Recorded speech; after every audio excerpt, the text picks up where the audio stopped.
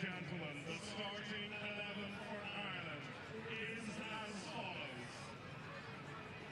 Our captain, wearing shirt number 1, who today becomes Ireland's most capped cricketer, 390 caps. A huge welcome for Paul Sterling.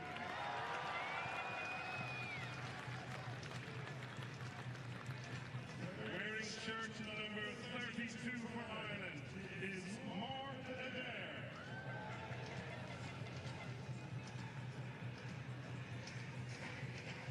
Wearing shirt number 63, Andrew Lombardi.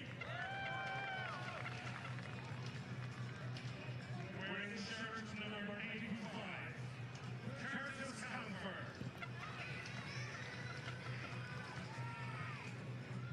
Wearing shirt number 64, please welcome Gareth Delaney.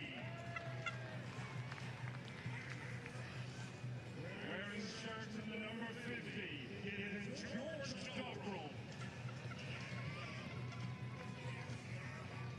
Wearing shirt number 41, Graham Hume.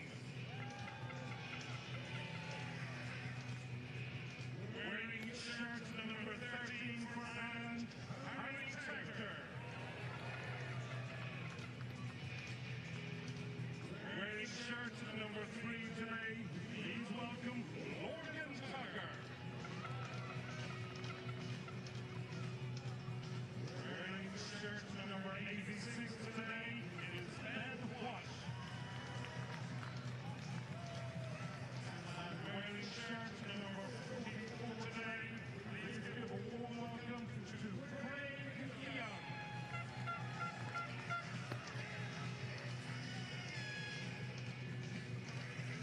And ladies and gentlemen, boys and girls, that is your starting 11 for Ireland.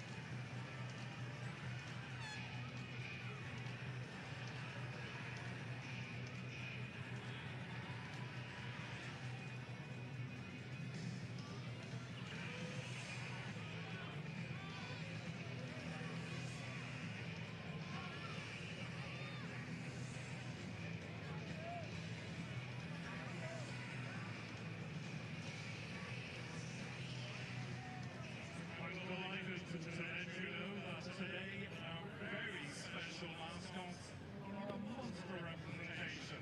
We're delighted to have mascots today from Cork County Cricket Club, from Cork Harlequins Cricket Club, from Limerick Cricket Club, and from Kerry Cricket Club. So to Cork Harlequins, Cork County, Limerick and Kerry, our beautiful mascots, boys and girls, can we give them a big round of applause? They're playing a huge role and a very exciting role here today. Well done, mascots.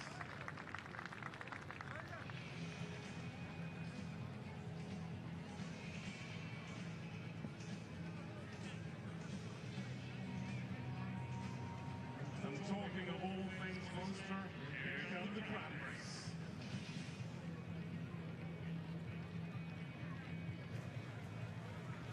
Well, hello everyone, wherever you're watching us here at the Castle Cricket Ground in Clontarf, Dublin, Ireland.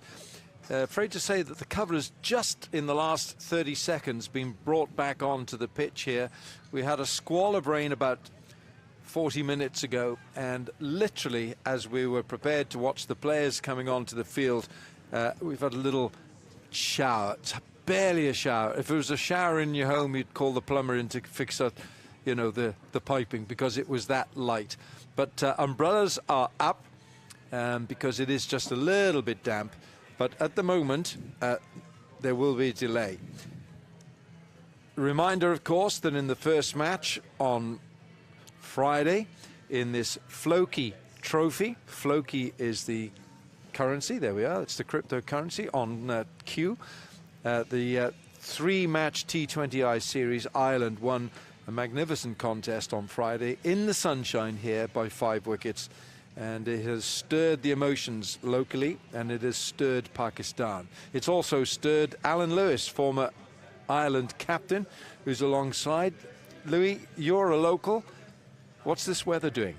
Well, I've no clue, because we woke up this morning to magnificent sunshine, which of course you had on Friday, and we all thought, I think I might have said to you, do I need a sweater, Wilco? You said, no, you won't need a sweater. Well, you need a sweater now, and of course that is one sight that we hate to see in cricket when the brollies go up. It's a telltale sign that people are getting wet, and that is what is, it's kind of, but it's very mild at the moment. Obviously from the point of view of the playing surface, it's very important that the pitch is covered and the area of the square, because you never quite know. It's a funny cloud cover overhead, Alan, in the sense there seems to be the odd patch of blue skies, but there's that heaviness about it. I don't know, because we got caught very quickly with that heavy shower, as you said 40 minutes ago, and we are where we are. But in terms of reflecting, a fantastic game of T20 cricket. We all know how these games can sway, but the crowd got their money's worth on Friday. Certainly did. And Pakistan, let's not forget that we're on the eve of the ICC Men's T20 World Cup. Pakistan will be looking at their squad. It isn't finalised yet. There are 1 or 2 players who are literally knocking on the door, waiting to come in.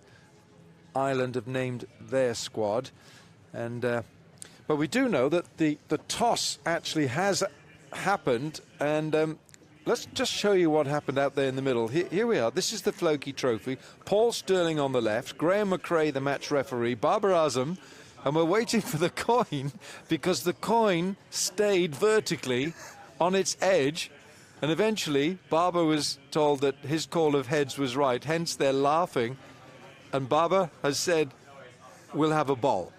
So Pakistan are bowling due to the vertical coin that came down after a few seconds. And this is Pakistan. They have made the one change in the side. Mohammad Amir, the left arm quick, comes in. Shadab Khan is rested. So it's Babar Azam, Saim Ayub, Mohammad Rizwan, Fakhr Zaman, Azam Khan, Iftikhar Ahmed, Imad Wasim, Shaheen Shah Afridi, Nasim Shah, Abbas Afridi and Mohammad Amir. That's Pakistan, who've got the one change then. Mohammad Amir comes in. In fact, he had a bit of a visa problem, which is why he was delayed for the first match. So pace in for the leg spin of Shadab. That is the Pakistan side. And realistically on the day, Alan, there's no surprise there really with the overhead conditions as they've been, that shift. And here's the Ireland squad. And again, a notable one absentee from this particular squad, and clearly on injury grounds. McCarthy has come out and Graham Hume has replaced him. Otherwise, the side is as played on Friday. McCarthy, it is understood, has a little bit of a back spasm after Friday and isn't playing. The man of the match, player of the match, was Andy Balbirnie, 77 from 55 deliveries, I think it was. Paul Stirling, the skipper. Lorcan Tucker, Harry Tector played beautifully for his 37. Curtis Camphor got them over the line with a sprint at the end. He reverse ramped Shaheen Shah Afridi first ball, which was ambitious, and it was successful. George Dockrell, Gareth Delaney bowled some spin, some leg spin. Mark Adair, Graham Hume bowls medium pace. Craig Young seam, and Ben White leg spin. So Ireland looking to wrap this series up. Gosh, how many times have we said that? Not many times. Well, the only thing you can think of, Wilco, is over the course of the last year and a half, they've been on the wrong side of some of those nail biters. And I think for the team, it was very, very important that they did get over the line. And I want to talk a little bit about Curtis Camphor. Yeah. Because he's a man of supreme confidence, a very quiet confidence, but there's a lovely kind of dagger in his eye. But to do what he did first ball was extraordinary, to the delivery that he did it. But for me, the second shot with a bumper that was coming at him, how he actually got anything on it, third man up in the circle, which did surprise me. But these are the sorts of things in T20 cricket we all understand happen. Yeah. And we've got short boundaries. Not that it might have been stopped by someone at third man, but the fact that he got it to where he did was extraordinary. Now, as we speak, it does appear to me to be brightening up, Alan. Much brighter. And even though we've got the square covered, as you can see here, this is the beautiful cricket ground of Clontarf. And come on, you see your juices are flowing now. I know they are. He's trying to drag me in because, unbeknownst to the spectators, I've been at Alan Wilkins via text. I was away at the women's T20 qualifier, and I was kind of saying, you remember this ground, Wilco, don't you? I said, I think you were about 50 for 4 here against Ireland. But it was 25 for 3. 25 for 3. So I was one digit up, but he was trying to get in my ear to say it wasn't all the way it was, but I was there as a young boy. Yes. And it was. And we had some stars at that day, Zahir Abbas, Sadiq Mohammed. But this is good news now that the covers are coming off. It's a much brighter scenario right now. In fact, I'm beginning to squint here. I'll have to get the sunshades on because it's that bright now. So the forecast was possibly some showers later today, but certainly not now. And I'm just beginning to wonder whether this delay will cause a shortening of the match. We'll have to get some news from the match referee, Graham McRae, who was out there with the two captains. Confirmation that Pakistan has won the toss and they're going to bowl first. So Ireland will be batting. One change in each side. Pakistan, Shadab Khan has been replaced by Mohammed Amir, and Graham Hume comes in for Barry McCarthy for Ireland. So this innings, the match is delayed, but I don't think Alan Lewis, I'm talking to here, is the former Ireland captain, 130 caps, I think. 122. 122, I'd settle for that. Well, look, we're all ready to go here. And as soon, and as long as it takes for the ground staff to get those covers off, we will have play. Forecast for Tuesday, again, is for some heavy showers to come, but it could be an on-off scenario. I don't think we're going to lose any overs. I don't think as yet we're going to lose overs, but we'll have to confirm that with you once we hear something from the match referees HQ. I'm just looking at weather forecast for Tuesday. It's not that bad. Oh, that's a little good. Bit cooler, yeah, which again is something that the Pakistan players won't be used to. No different to Ireland players going out to Pakistan to play with the heat, but that's the way life is. That's the nature of the game. And I think probably in the context of this match, it was possibly an important toss to win. I think you'd enjoy a bowl this afternoon. Yeah. It's that kind of clammy, swingy atmosphere that... Well, Paul Stirling won the toss in the first game and he bowled, and he also started with 2 slips. And I asked him about that. I saw him yesterday on the off day, and I said, how come you start with 2 slips in a T20 international? He just said, well, you know what? He said, I fancied the bowlers. I fancied our seam bowlers to nick a few out early. Well, with slips. Well, the interesting thing is, and Mark Adair has become a very skillful new ball bowler. And his natural delivery is an outswinger, but he's developed the ability to bring the one back in. And again, I don't know who he has been speaking with or how he has done it, but early on, and I think if you look at the number of wickets that he's taken in T20 international cricket, it gives you an idea of the type of havoc he can cause up front. And interestingly, again, I'd be very interested in your view on this, because we had that series against Afghanistan when Adair caused havoc. They were 4 down for 15. And part of what I can't understand sometimes is this whole issue of rotation of bowlers as if it's a must.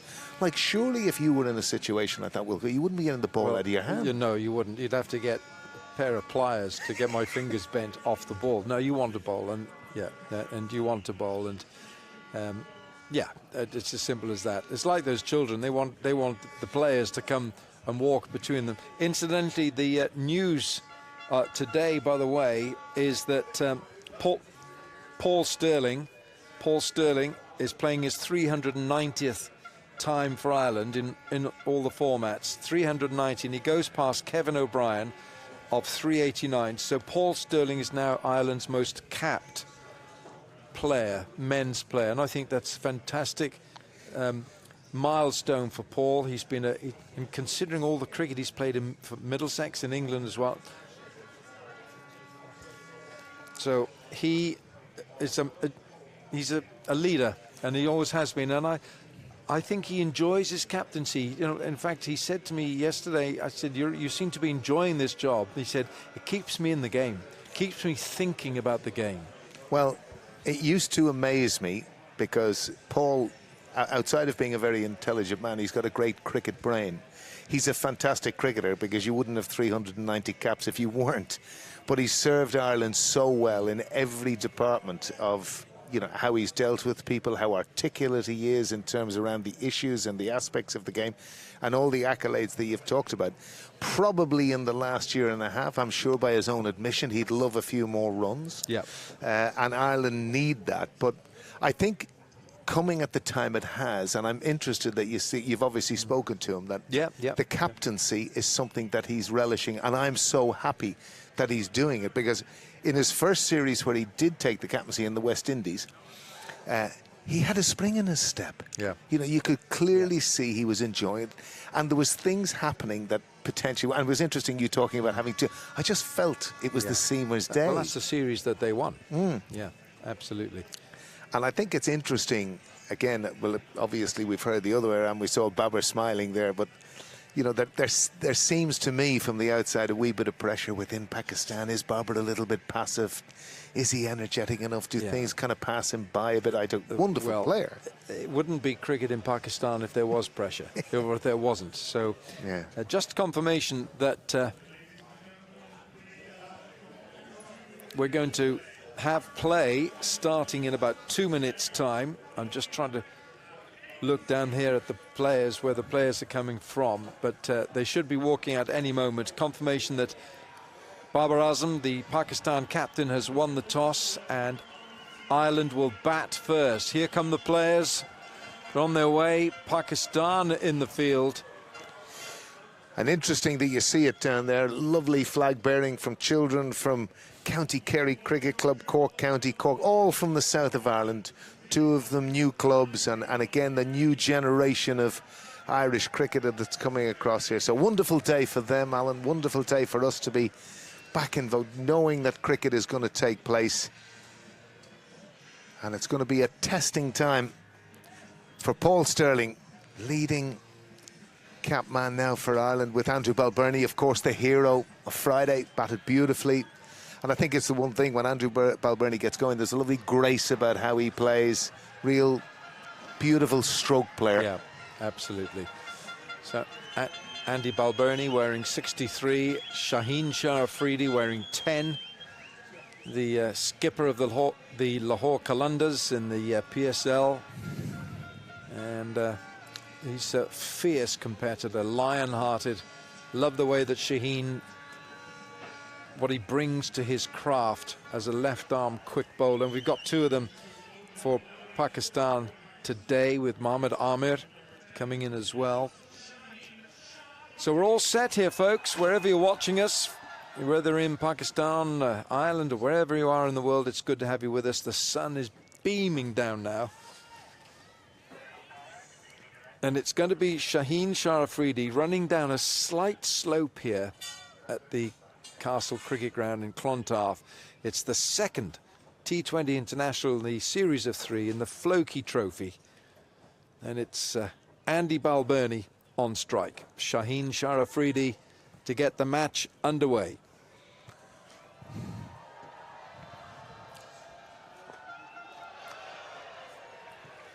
The brand new ball will swing.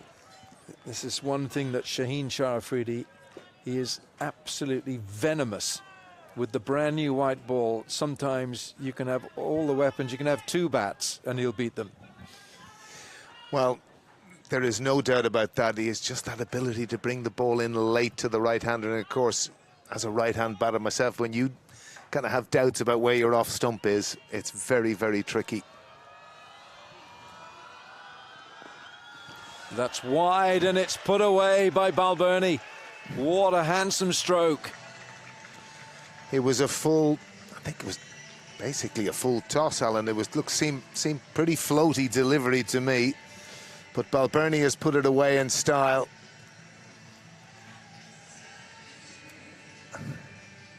Half volley it was. And again, one of the things about Andrew Balbirnie, if there is, particularly on, if he can get his feet moving, it's one of the Achilles heel. He can kind of get a little bit stuck at the crease, but again, fully forward there. Beautifully put away. What Shaheen does try and do, which is what all left-arm quick bowlers should try and do early on with the brand new ball, is to swing it back into the pads of the right-hander. You are a right-handed bat. What that does is create a bit of uncertainty because you're not quite sure if the ball's going to wrap you in the pads or maybe carry on to the keeper. And there's a slip in as well. Well, you're obviously more fearful of the ball that's going to come back into you. And the other thing for the left-hander, that you can bowl that little bit of a fuller length. Wide, and Balbirnie goes after it. Rizwan at slip. Azam Khan, the keeper, they could swap round as well. Because Rizwan, well, he missed the New Zealand series with injury.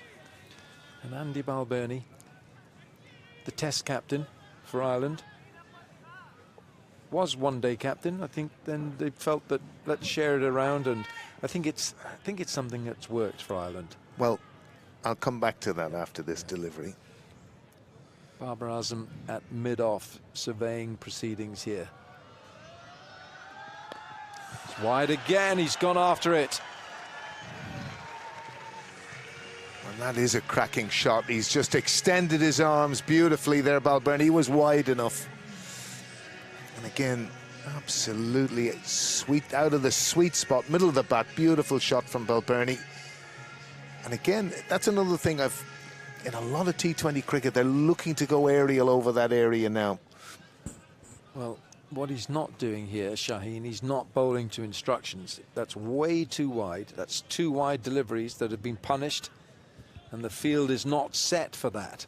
If he's going to bowl that wide, then he's got to have a man out at deep cover point, deep point. And I think we're going to have a change of ball. Just looking at the third umpire coming on. Now, whether the ball is out of shape or whether the seam has come apart, I don't know, but it's going to be a change of ball. I think it might have disappeared between the 2 tents. But we won't know. We won't know from our vantage point here, but it was certainly wide enough for Balbirnie to really let his hands go, and the tendency is, in this modern era of T20 cricket, that's precisely what they do. So after umpire deliberation, we're back in action again. We don't really know whether it's the original ball or not. Babar having a good look at it, wondering what the thing to do, whether it's still in shape or what way they're going to look at things. There's quite an amount of deliberation going on at the moment. I'll tell you something here. It could be that Shaheen says, I really don't like this ball. It's got nothing to do with the ball. It's the way that you've bowled it, Shaheen. That's the true aspect. But sometimes, you know, look, bowlers are fickle, just like batsmen are about your bats. But sometimes you can get a ball and you can present it to the umpire and say, I don't think this is as good a ball as it should be. It's brand new. And now Mohammad Amir. Well, he's got the arm around the umpire. Aidan Seaver, fresh to this level. And again, that can be the sort of thing that can happen. I don't know what Freedy's in his ear. This would be commonplace. Maybe they know. Maybe they know, Alan, that this is early on in Aidan Seaver's umpiring career. They're putting the arm around him, they're cajoling him. Always be nice to umpires. When you're a bowler, be nice to an umpire. When it comes to the LBW decision, you want him to be your friend. Right, well, we've had 5 deliveries. Andy Balbirnie's put 2 of them away for 4. Ooh. It's the end of the first over. 8 for no wicket.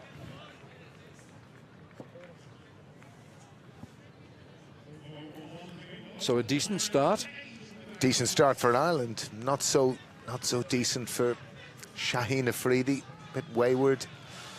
But Balbirnie put them away, which was the key thing.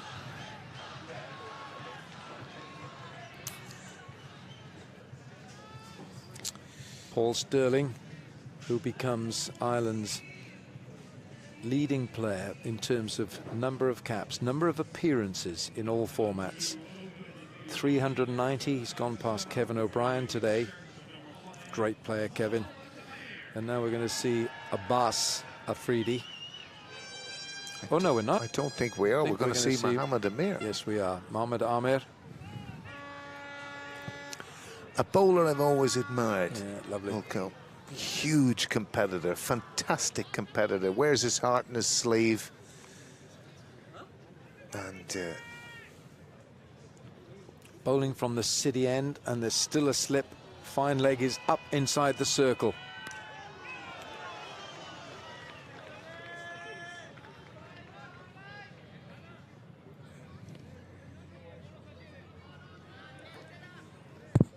Tucked away there on the leg side by Stirling, very comfortably. Always nice to get off the mark, no matter what the game you're playing. But I think it's important, you know, as a captain, you want to lead from the front, and we've kind of talked about that. There's never any question about the greatness of Paul Stirling's contribution to this Irish fold, but just in need of some runs if he can. So Amir continues.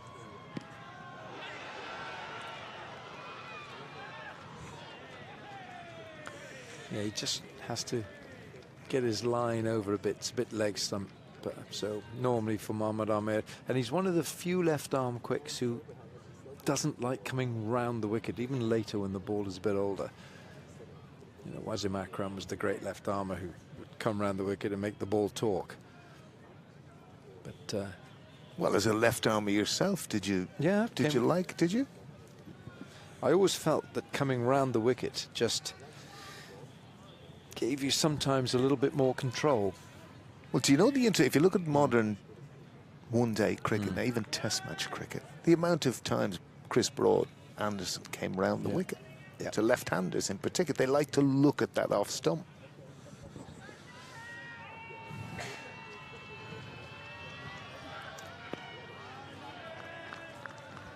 Yeah, I think that Paul Stirling will be watchful here, just a ball or two, just to see Mohamed Amir. He didn't play in the first game, of course. Mohamed Amir. A delayed start here. If you're just tuning in, we've had a delayed start. The match began just 10 minutes ago. And the problem was a shower just as just before play should have started at 3:05. So Rizwan still at slip. Azam Khan, the keeper. Imad Wasim at fine leg. He's up inside the circle, so Mohamed Amir can't go leg side. That's a wide.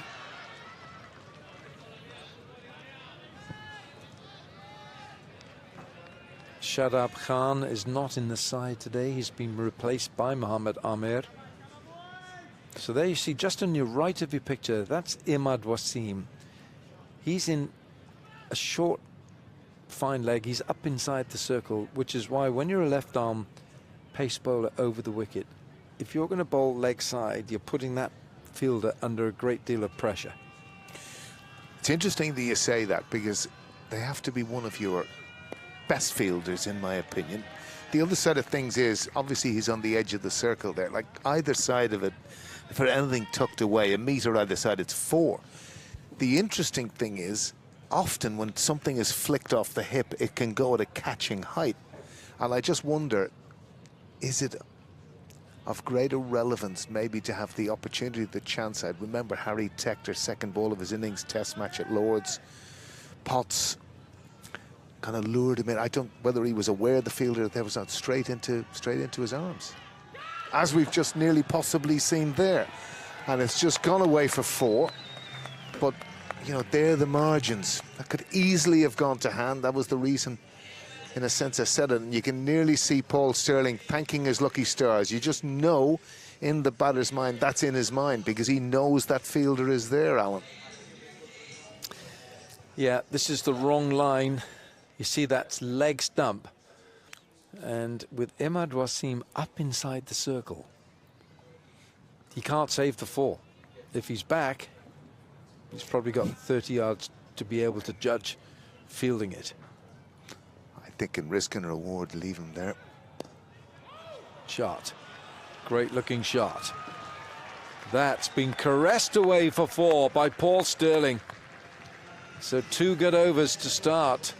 And 2 gone, 19 for no wicket.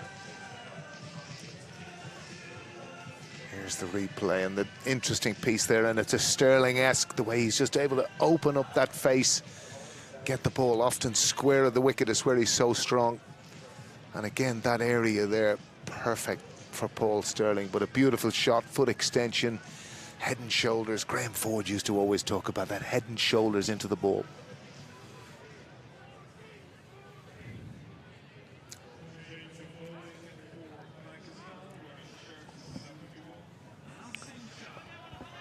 We are Clontarf Castle.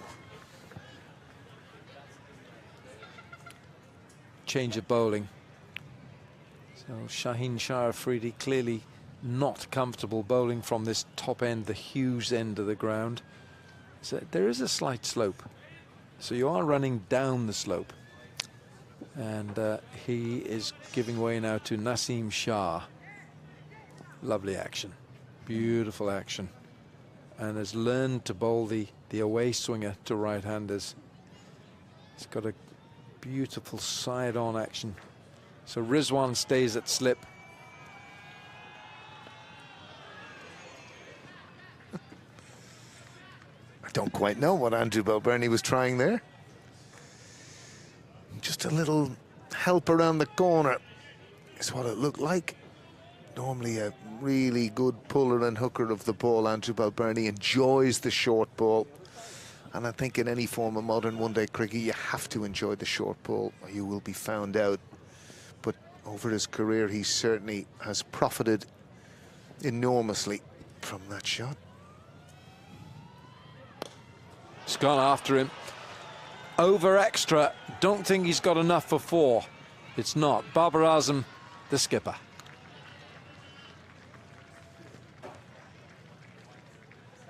Paul Stirling, who's played quite a bit of PSL cricket. Islamabad United, I think, certainly gives the ball a crack. So these players will know something about that man there. Stirling, #1, can give it a mighty crack. This is typical of the way that Paul Stirling plays his cricket.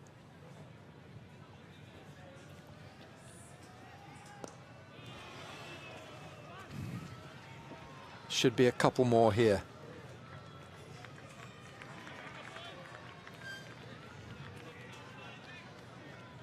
Certainly a different sense, the way Ireland are going about things. You know, 23 without loss halfway through the 3rd over. But there's a different sense of urgency. And again, that little bit of confidence. Balbirnie played so well here on Friday. Man of the match.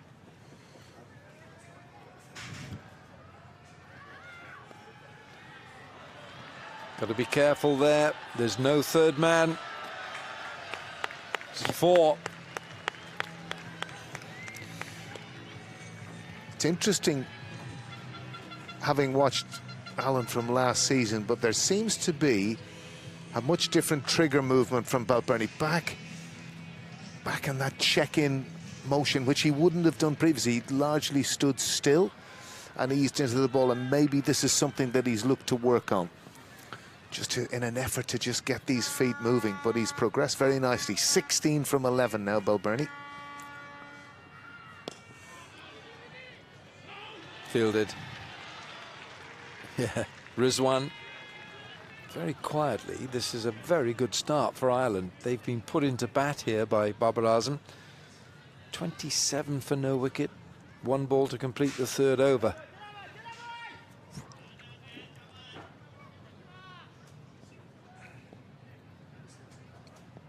Just a 1 change for Pakistan and 1 change for Ireland. Shadab Khan is out. Mohammad Amir is in. Bowled. Superb. And now a delayed request appeal for a caught behind. The umpire's not interested. 3 gone, 27 for no wicket.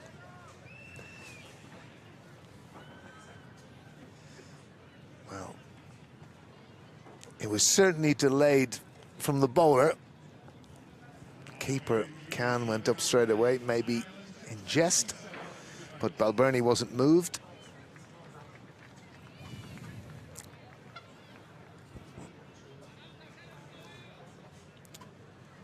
So as you say, Alan, Ireland have progressed very nicely indeed. 27 without loss now at the end of 3 overs. Pakistan, you would sense on a murky day, on a bowling day, would be a wee bit disappointed. But on the other hand, Ireland, there's been just that little sense of energy and enthusiasm about how they've gone about things. It's called belief. Belief that they can take this to this Pakistan team. Now Shaheen swapped ends. 2nd over for him. Good looking shot. Should be 2 here.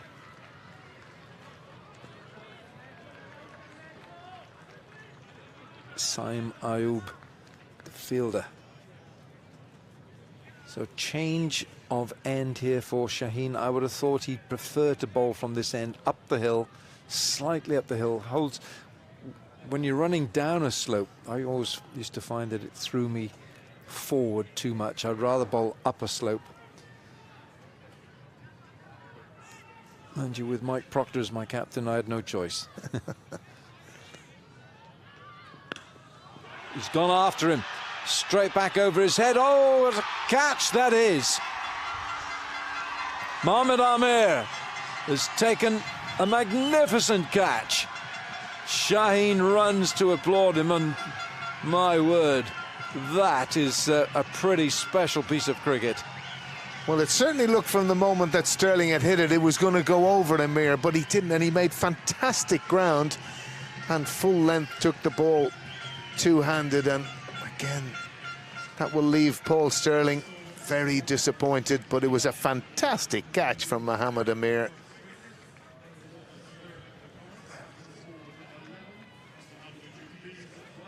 Yeah, to make a lot of ground. So an early strike for Shaheen. And I have a feeling that Paul Sterling just wanted to get after Shaheen, their strike bowler. It brings Lorcan Tucker in at 3. And Pakistan needed that. From their point of view, it's been a wayward start with the ball. We've got 2 world-class bowlers in, or 3. Naseem Shah, Mohammad Amir, and Shaheen Shah Afridi. So Lorcan Tucker in at 3. And Rizwan goes back into slip, which means that 3rd man is very, very fine. Almost like a 2nd slip on the fence. Ooh. Oh.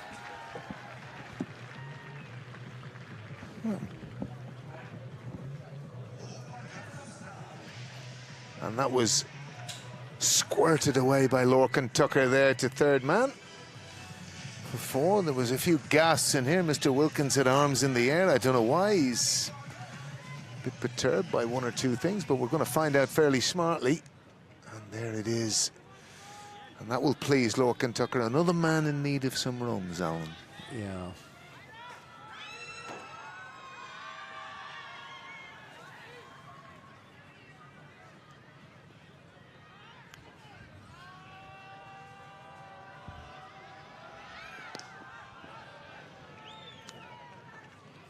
Just the one. No swing here for Shaheen yet. He normally gets that ball to jag back when it's brand new. He relies on that. It's one of his weapons. Think of World Cup tournaments, removing some of the best in the business. Rohit Sharma, KL Rahul for India. But no swing today. Maybe it's just a little bit on the chilly side. I think that could be it. And he's just a little bit down on pace too. Picked up by Balbirnie. And he's gone. And he is gone. That is a super catch. Fakhar Zaman is the man who takes it. And Shaheen, it's a double strike. Pakistan are all smiles now, but there was some early damage. Balbirnie, a key man in the first match, player of the match with his 77. He's walking back. You'd have to say for Afridi, somewhat fortuitous that Balbirnie has picked a solid amount, literally down Fakhar's throat.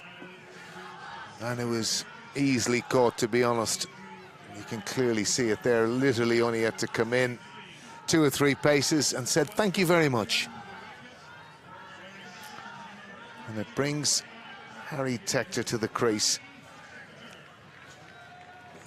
Always has a tendency, Harry Tector, strides chest out. Remember him as a young boy, 10 years of age, collar up. They're here to watch me.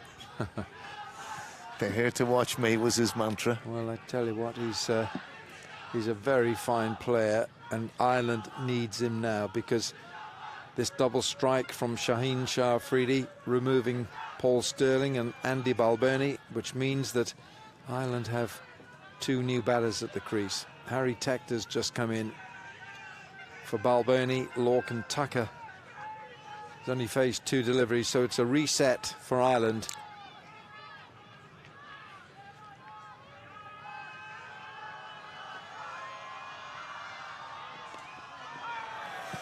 That'll feel good. That'll feel good for Harry Tector, just to get that ball away. 35 for 2, 4 gone.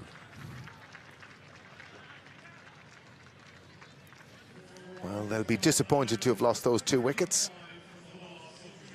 Ireland, Stirling just hanging back on a drive, brilliantly caught by Amir, and Balbirnie straight down the throat.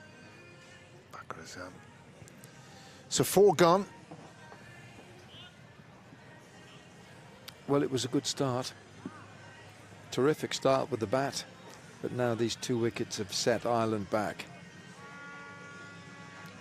Naseem Shah. It doesn't seem to be a trend, Alan, that worries players too much these days. Losing, like obviously if you lose 3 or 4 in the power play, but 2, no. As a preference, you'd be kind of thinking 1, well, yes. But like 2 wouldn't be a concern. Oh, that's close. Oh, it's gone. Harry Tector's LBW. He stares down the pitch. The umpire's pointing at him. It's 3 down now. Harry Tector can't believe it. Those Pakistan fans can. I don't know why he's looking around, whether the issue is Just going to look at the front line. Just going to look at the front foot here, whether it's a legal delivery.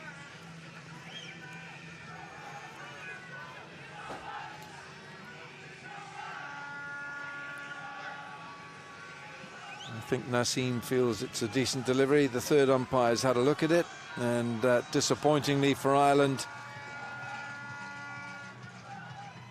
Harry Tector is the third man out, but he still hasn't gone. Oh, it seems, hearing down the... Well, Harry Tector's had a reprieve.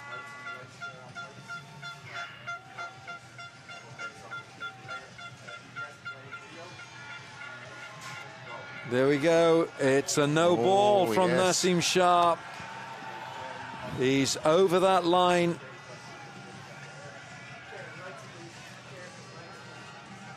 So, for Ireland, they'll be looking at this. They'll be looking at the lights in front of the pavilion here to signal, or whatever it is. I can tell you that it's a no ball. So, and the other thing I can tell you, Alan, is this: it's a free hit. It is too. Harry Tector is not out. He survives. And he carves this away. I think Pakistan realise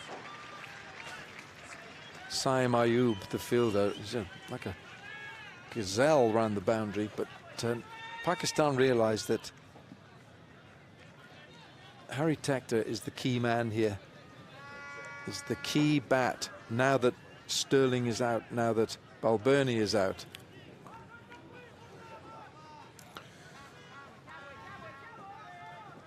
Well, it's another interesting thing. You talk about bowling down a hill. And again, if you're not used to it, it's the sort of overstriding you can do. Tentative, that really, from Tucker. But fortune for Harry Tector.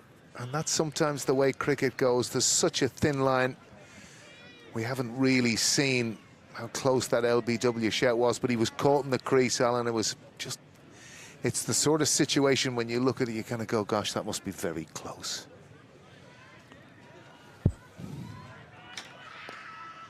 Uppish, but safe. Ireland having to regroup here, having lost the openers. And Balbirnie was the player of the match in the first T20 international on Friday. Well, I'll tell you, Alan, he looked very good while he was at the crease here today. Yeah. Feet moving, seemed to be new senses of trigger movements. Very good.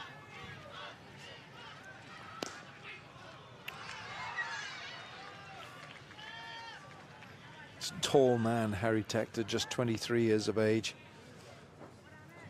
Gets a big front stride in, which can often make life awkward for bowlers, even as accomplished as Naseem Shah.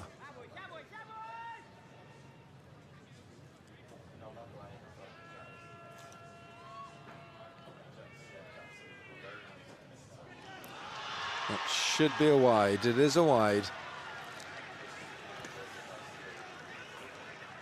It was a tremendous take behind the stumps and movement away to his left-hand side by Khan. Yeah, Azam Khan's a big fella, but very agile, and Rizwan now comes out from slip for the last two deliveries of this fifth over. Babar Azam winning the toss, putting Ireland in. Delayed start. 35 minutes late starting this match because of rain. Now that flashing blade, and that's four. Now that is Harry Tector at his best. That is an outstanding shot from Harry Tector. Again, the value of it played late. Again, wide. Naseem Shah, and you can see it here. Just that little trigger, but he's got his weight coming into the ball, Alan, and it speeds away. Back with a point. which has been an area of profit for Ireland. And again, interesting to look at the field and call it wider third man, really, in a defensive position as one of the two fielders out. And that's even better. That's fantastic from Tector. Through extra this time. Consecutive boundaries. 5 gone. It's 47 for 2.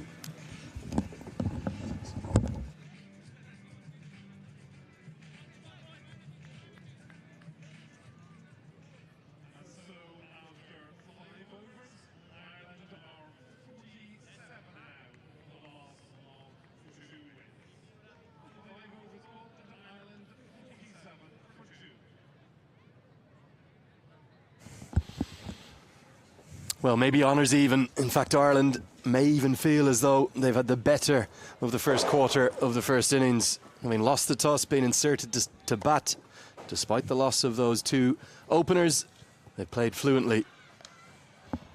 And they're going to continue to attack. Tucker gets his first boundary straight into the hands of the head groundsman of Clontarf. That's Dale McDonough Kincaid there.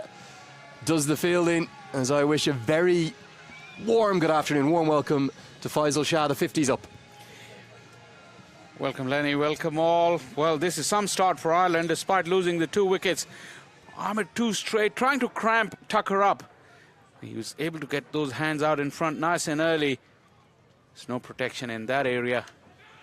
Boundaries have come thick and fast. A huge reprieve for Tector rather in the previous over of Naseem Shah. He was given out like before, but Naseem had overstepped. And Pakistan really need a breakthrough now, because this partnership, although it's short, but they've looked very good. And now just coming to the back end of the power play. It's a good start in terms of runs by Ireland. Yeah, Amir, the only change today, only arrived into Ireland on Friday, comes in place of the leg spinner Shadab Khan. Is that a case of the conditions, the overhead conditions that we're seeing, very different to Friday? Could well be. Also, Shadab was very disappointing the other day, and with short straight boundaries, they've gone for the 4-pronged quick attack. Just the one spin Imad Wasim. There is a part-time spin options available, but the way the weather's set up, I think it's going to be seam dominated. It looks like it. Although so far, Ireland has done really well.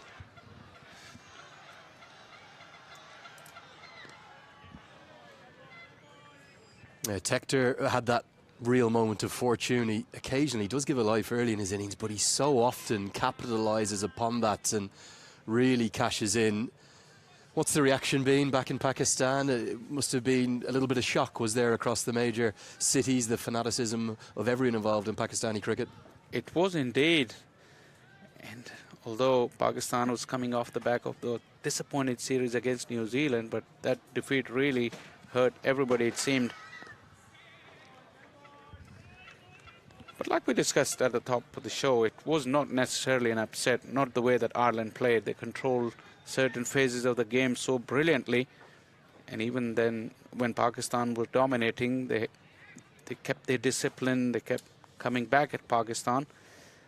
And there was no nerves towards the end. I mean, the way Camford played when he came in, it really summed up Ireland's performance throughout the day, which was fearless and very, very clear in their heads. Going to be a quick single. Tucker is very quick, as is Tector, so that will round out the power play. Maybe Ireland, arguably the happier of the two sides, despite the loss of those 2 wickets. It's 55 for 2. Feels for those who follow Irish cricket, Faisal, that it's very much a new mindset under Paul Stirling as the permanent white ball captain now. Exactly, and what we saw not only with his batting but his fielding as well. When Pakistan were batting, he was very aggressive. For me, Ireland's approach under Stirling has been so tangibly more positive. It's actually something that I think has permeated through the domestic system. Great credit to someone like Gary Wilson, Ireland's assistant coach, who initially started out as the Northwest Warriors coach. I think it's absolutely symptomatic of a lot of work that the Irish backroom staff have done on the way the modern T20 game is going. Occasionally, it may look a bit foolish and you could be bowled out for 100 or 110, but I think more often than not, it will actually give you very good reward, as we will see Abbas Afridi into action now from the Colester end. Yeah, it's all about the clarity.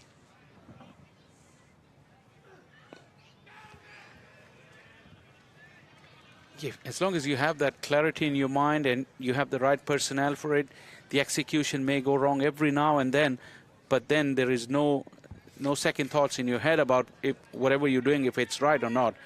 We've already decided that's the way we're going to play, and we've got to get better at our skills to execute it better every time.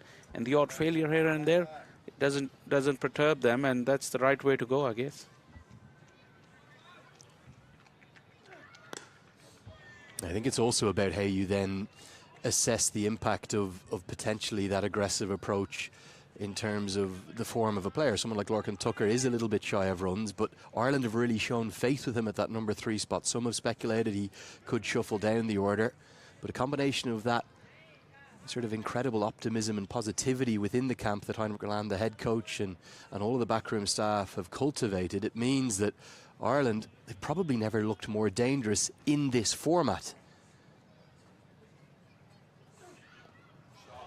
That is not a good delivery. It's going to go all the way for 6. Shelled in the crowd. What's he done there, sir? Your moment of glory burst through his hands. Tucker won't mind a jot. It's 6 more to the total. Not at all. Poor execution from Abbas Afridi. Once again, that went way down the leg side, asking for trouble. It was almost a free hit. Abbas, who's generally very good with the variations, greasy conditions, he lost that completely. Beautifully helped along the way. Tucker looks in good order. So does Ireland.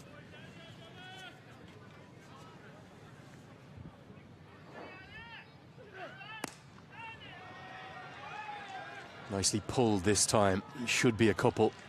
Will be a little greasy underfoot. We had what I describe as a squall, a heavy shower, right on the cue to toss the coin, and then again right on the cue to actually start with the delayed start. But the great news is we still have a full T20 for now, just about. I don't think we've any time left spare to play with.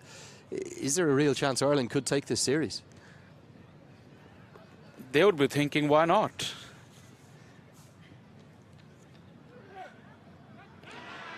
Goes past the edge. The appeal is big and unanimous, but the umpire says no. Azam went up immediately, unlike the previous appeal on Nasim's bowling, but this time umpire just ruling in favor of the batter, Abbas Afridi. Very surprised there. It was a close shave. Well, I'm not sure for me whether or not even Abbas Afridi was completely convinced that this found something. It's the Wexford man, Aidan Seaver, in the hot seat here, recently elevated to the Irish Cricket Ireland panel of elite umpires.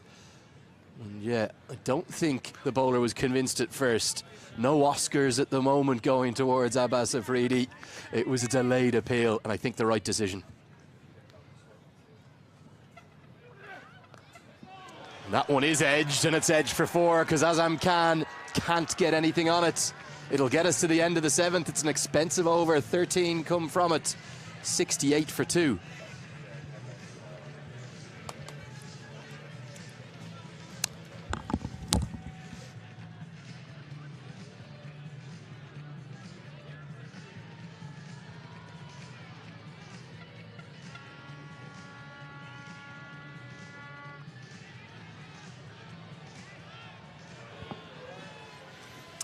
Faisal, just got a quick look there at the replay. Azam Khan, could he have done better? He got himself wrong-footed in the first place, although it was bouncing awkwardly in front of him. But he was very upright, and from there to just go so low and then get something behind the ball, he was late in doing so. Talking about that appeal in the previous over, as we watch a bowling change again, Imad Wasim coming in. It's quite different from what happened the previous time when there was a caught behind appeal. Nasim went immediately and Azam never went. Yeah, just the one primary spin option. There are some part-time spin options, the likes of Saim Ayub, and you might even see a few off breaks and occasions from Iftikhar Ahmed as well. Yeah, that's how they've gone with their lineup. 4-pronged pace attack and Imad being the regular spinner. and a couple of part-time options, although Babar has been reluctant to go to these bowlers. Yeah, it's funny, it's something that Paul Stirling did almost exclusively through the start of his permanent beginning to his captaincy. He was sticking with the 5 bowlers no matter what. Then in the first T20 here in Clontarf, immediately he said, actually, I think we need to use that benefit of the depth of bowling options that we have. He went to Curtis Camphor in the first 6 and he used 6 bowlers. I think more and more often teams will want maybe not 4 overs from their 6th or 7th bowling option, but even just 1 or 2. It alleviates the pressure on the bowler who's having a bad day. Exactly, and leave yourself plenty of options at the depth as well. Then you can go for the right kind of matchup rather than just relying on whatever you've got left. Tell me about Pakistan's recent form in this format. Obviously a wonderful T20 World Cup run down in Australia all the way to the final at the MCG. But if you include that fixture, I know I could be cutting these numbers a little harshly, Faisal. You're now basically a local. That's why we're treating you like a local since you've been in for a couple of days. But they've played 23 T20Is since that final. And they've only actually won 7 of them. Now, OK, they lost the final to England and there's been a couple of washouts in there. That's not a win percentage record a side of Pakistan's quality would expect or demand. And especially since this is Pakistan's strongest format, it has become over the years because limited ODI cricket and Test cricket. So that is disappointing, but there are a few reasons to that. I may get a chance to get through them in the next over. A single will close out Imad Wasim's first over. It was pretty economical, just a 5 off it. 8 gone, 73 for 2. For me, it really surprises me, a side that can boast the class and the pedigree, particularly of the bowling options. You think of the brilliance of Naseem Shah and Shaheen Shah Afridi and all that death quality of Haris Rauf as well, and then you stick in the brilliance of 2 of the best 5 T20I players in the world, on the rankings anyway, Mohammad Rizwan and Babar Azam. 7 wins since that T20 World Cup defeat to England. A lot less than I would have expected. And I'm glad you mentioned the 3 quicks. During that phase, all 3 have had fitness issues, not all of them together at one time, but Shaheen got injured in that World Cup, and now Babar getting Saim into the attack quite early. So yeah, Shaheen was injured, and then Naseem got injured, then Haris got injured, so... Well, pump straight down the ground. It's very short to this Colester end. It really is. It can't be more than, what, 50 metres or so straight down the ground. And that was a very friendly, gentle loosener that wasn't cashed in upon. Is he just trying to burgle maybe 1-2 overs here from Ayub? Depends if Ayub goes. He's got a little bit of mystery about him.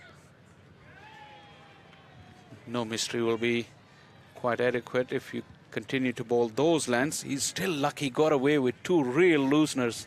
Where have the mystery spinners gone from Pakistan? You think of the brilliance of the likes of Saqlain Mushtaq Ahmed, and then through to Saeed Ajmal, who had such a marvellous record. And there's a bit of mystery, little leg cutter, sort of shades of Sikandar Raza, isn't there? Sort of flicks it out. Is Ayub more than just a part-time option? But he's getting to bowl more and more, and that he's got that carom ball as well. Really bowled an absolute jaffer to Alex Hales in the PSL. Bamboozled him. That was too with the new ball inside the power play. But once again, that little delivery will make Tucker and Tector think about Ayub. Edged away. Well, it's going to be 4, not in any way where Tucker intended. And you can see he's trying to get on with it. Gets the strike rate just up towards an acceptable level, up towards 120. Misfortune for Saim Ayub. Could have been the 3rd wicket. Instead, it's 4 to the total. But once again, it was too short. He struggled with his line and length so far. Just the one delivery was on target. This one was too short. Although that little bit of turn just got the edge, and 4 runs. Encouraging signs, though, from Saim, the way he's giving an extra option to Babar. And we're talking about mystery spinners from past. I mean, Pakistan certainly is lacking quality spinners. That was very evident in the 50-over World Cup as well. Osama Mir, who couldn't make the cut in this trip, and Usman Qadir has just fallen by the wayside. Although, good finish to the over from Saim. 7 off it, 9 gone, 80 for 2.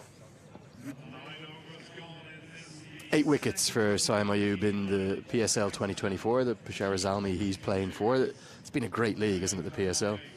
Oh, absolutely. I mean, it's just excited the crowds all over the country, and it's the biggest brand now in Pakistan. And it's so fascinating to see that so much new talent coming through almost every season.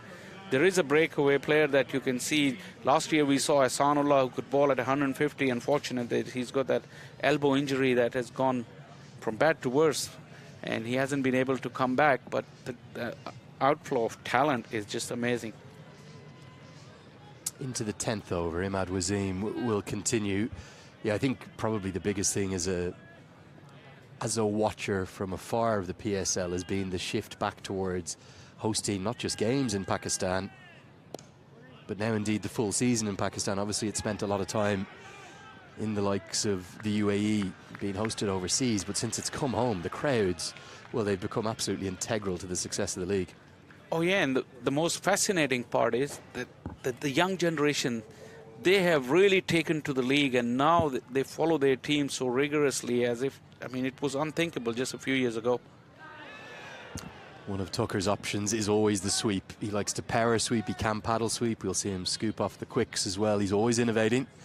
But just over the course of these couple of overs, Pakistan reining it back a touch. You can feel Tucker and Tector just getting a little twitchy. They are trying to just get things moving. They want to keep that run rate up, hovering around 9 and over.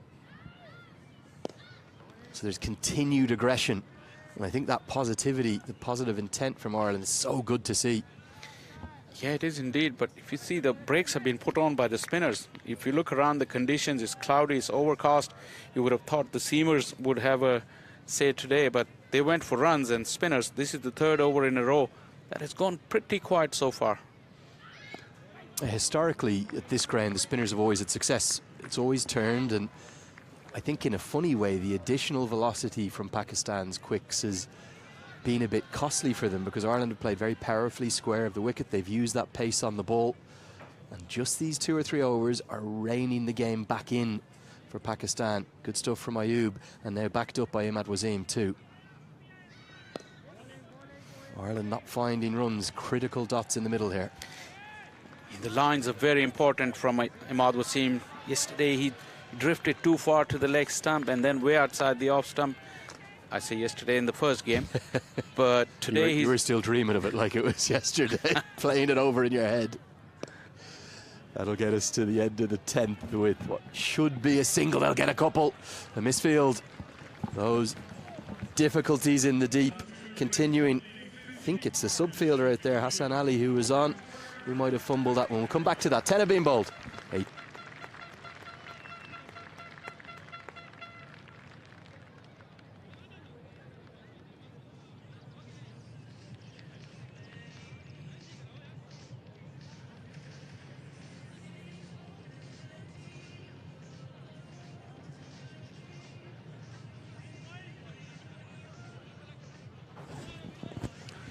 .84 for 2.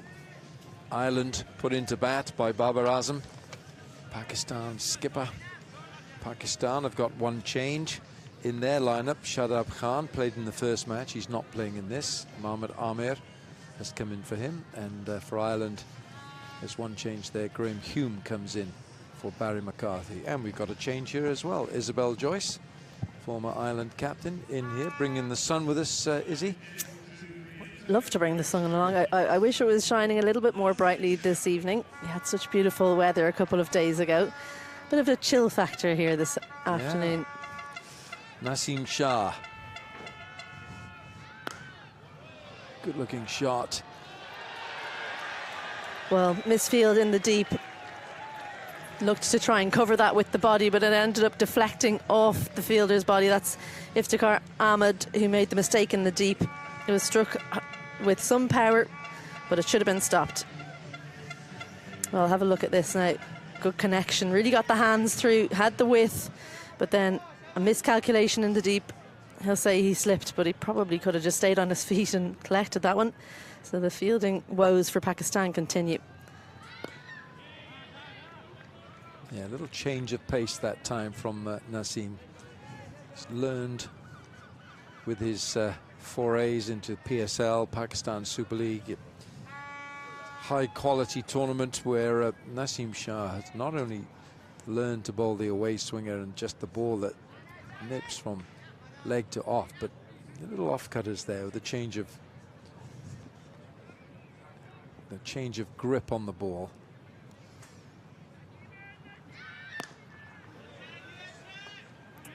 I'm not sure how you describe that. It was dealt with well. A bit of innovation from Lorcan Tucker, punching it into the leg side. Good awareness when the ball wasn't quite what he was expecting. Just made sure he rotated strike. It's been a couple of quiet overs for Ireland, just 16 runs from overs 8, 9 and 10. So they'll be keen to get going in this second half. Score is still looking okay because they started so well, especially in the power play, 55 for 2. Compare that with a few days ago when they were on 43 for 2, so an improved power play. He's picked it up. Fielded. Saim Ayub is the fielder. He's so quick across the turf. He's almost flown across the ground there, making use of the what little bit of moisture's on the ground. We have had a few showers, so he flew across the ground and timed it to perfection, and then so athletically got up off the ground and threw it in. So there have been some brilliant pieces of fielding from Pakistan, but the mistakes are the bits that they'll be disappointed about, things they really shouldn't have in their game.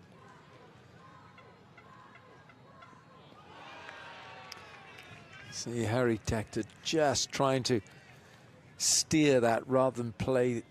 He was thinking, you can see how he's looking backward of point. It's almost like he had decided what shot he wanted to play before the delivery, and then when it was there for the drive, he wasn't in position. So that's why he's disappointed. He feels he missed out. Probably should have been looking to hit it between extra and a cover fielder in the deep.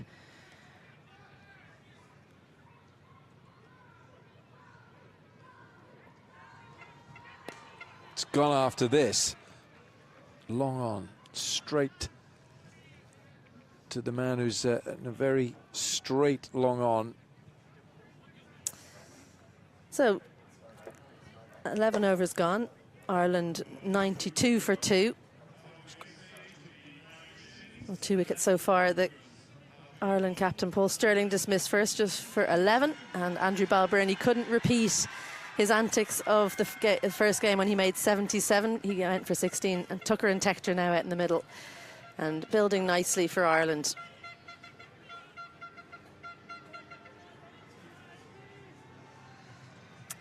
Six bowlers in fact used so far. Afridi up the top, the most successful. How often do we say that about a Pakistan lineup? Such an important bowler for them, the left armour. But it's going to be Abbas who bowls from the castle end now. I think that's going down, but he's all over the shop here. Harry Tector was mid-pitch, nowhere to go. Abbas Afridi with the appeal. That was going down. Well, it was going down, and unfortunately for Pakistan, no one thought to get to the stumps because Harry Tector was stranded. And the throw that went in was almost as if he was lobbing it in, waiting for someone to come and catch it. But he just went over the stumps. So not good awareness from the Pakistan team.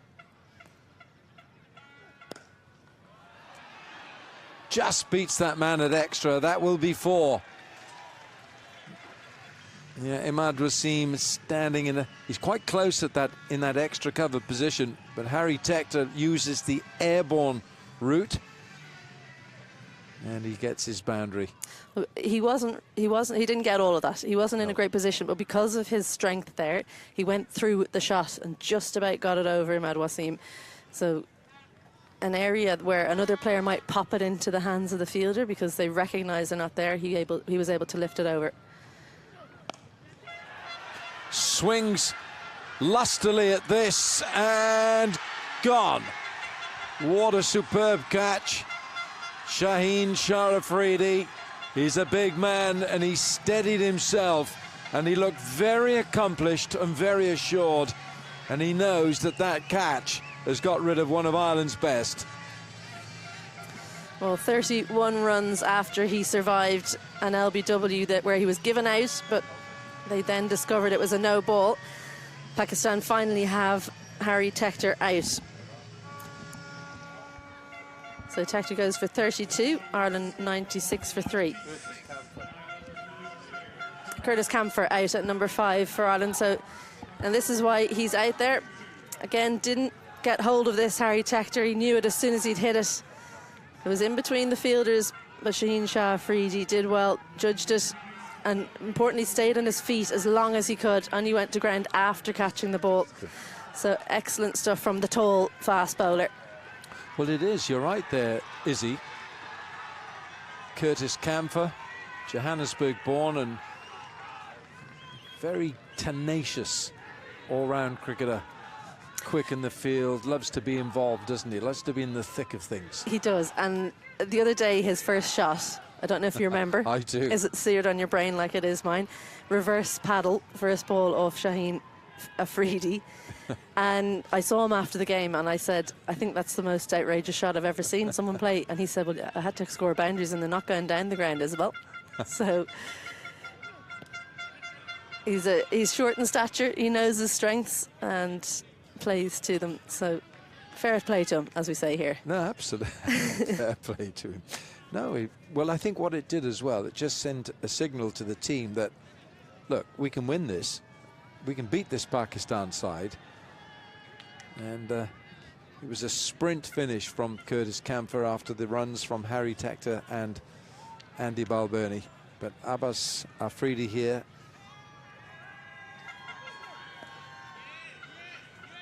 Good action. It's a good, honest action, this, that we're seeing from Abbas Afridi. Interestingly, as watching him warming up for this match, going through his repertoire of slower deliveries. Yeah, genuine pace. He's related to Umar Gul, and you can see the Umar Gul action in this one. Yeah, it's almost it's his legs as well. You know, the kind of the legs are straight when he jumps into the air. Very Umar Gul-esque. Looking for the Yorker.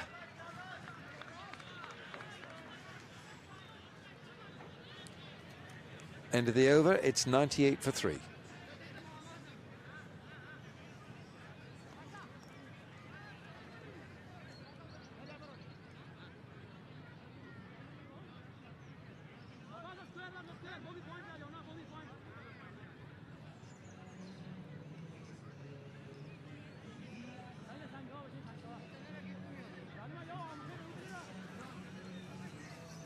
So 12 overs gone here. Ireland put into bat by Babar Azam.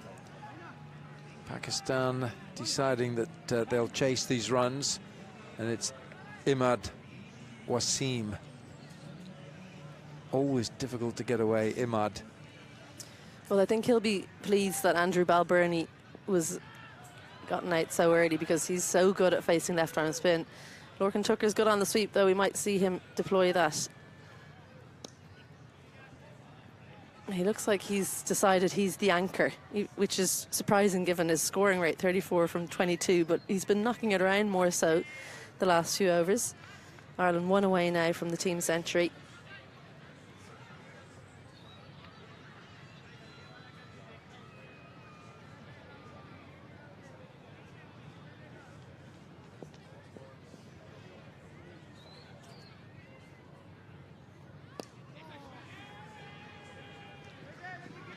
All the fielders on the leg side, bar 45 out on the boundary, so these two looking to see can they just chip it into that area where the circle is, see if they can get two. But Pakistan, well, they suffered because of that the other day. That's the 100 up for Ireland in the 13th over. Well, there were plenty of twos between Harry Tector and Andrew Balbirnie in that game on Friday, so I think that's definitely a work on for Pakistan coming into this game. The fielders on that leg side, some of the quickest in the Pakistan team, very, very quick to come off the boundary as well as soon as they see those little shots into the leg side.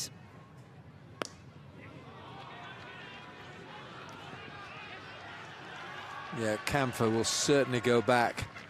Iftikhar the fielder. He does like to back away for left-arm spinners, gets them into trouble sometimes. So he likes to play cross bat shots rather than the straight bat shots. But it forces Imad Wasim to bowl a little bit straighter. Can't miss the fielder though.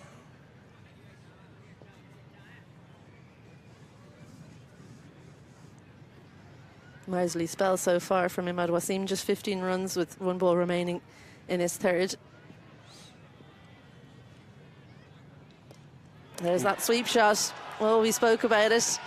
So adept at it, and double bluffed Imad Wasim for a maximum to close out that third over and ruin his figures.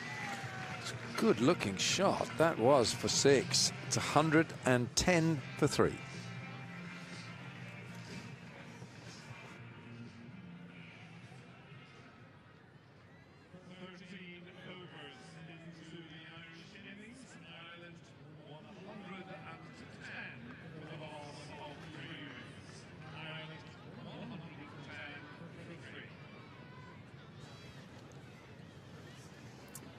What a sweep shot for 6 from Lorcan Tucker, and it's almost like a lack of effort was what was so impressive.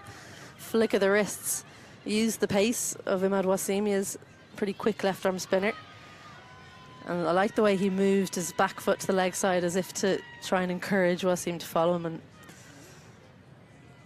the little double bluff came off. Now this is the final over for, no it's not, it's Abbas Afridi. It's again, that's missing. What he's doing is he's darting the ball into the pads of the right-handers. Well, I'm surprised that we haven't seen either Tucker or Camphor take on the fielder that's in short at 45, because that angle that Afridi bowls with in towards leg stump would be a good angle to play a ramp shot, and the fielder is up, tempting them as well. Both players that play it very well. Tucker, I think, less likely to do it because, as I said, he seems to be more trying to hang around. We might see Camphor using that shot soon. 1 for 18, Abbas. Oopsie, there we are. Well, it was exactly what I thought might happen, but Afridi, he was alive to the risk. Good change-up from him. Slower delivery, not what you want when you decide to play a ramp shot. So staying just slightly ahead of the batters here in this over, Afridi, in a little game of cat and mouse.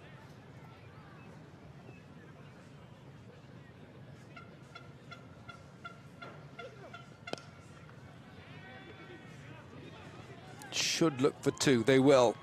Lorcan Tucker, so fast. And he made up his mind to go back for the second. You could see that he was going to take on the throw. Yeah, he made that decision on his way down to the non-striker's end. So he's in and out very quickly. That's where you get that second run, is how quickly you can ground your bat and turn and set off. That's where he and Camphor as well, they're both very good at that.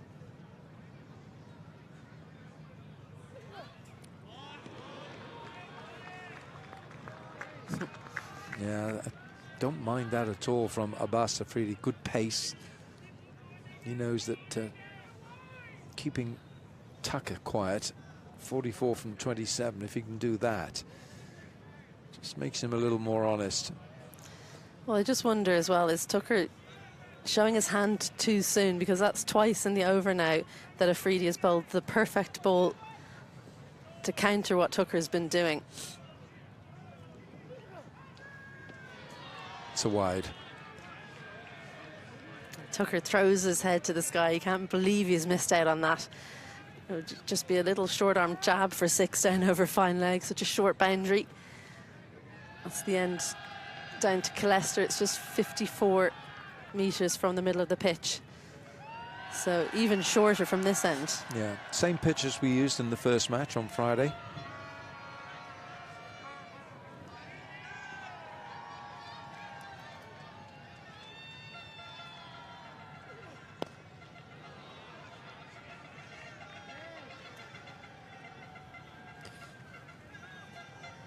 I'd hazard a guess that there were a few burnt Irish people after that game on Friday. We just saw that shot into the clubhouse.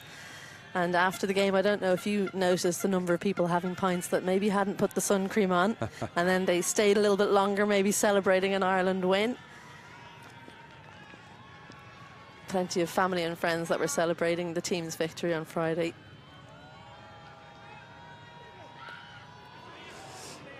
Almost looked premeditated, that from Curtis Camphor. He was going after it. It's the end of 14 overs, 116 for 3.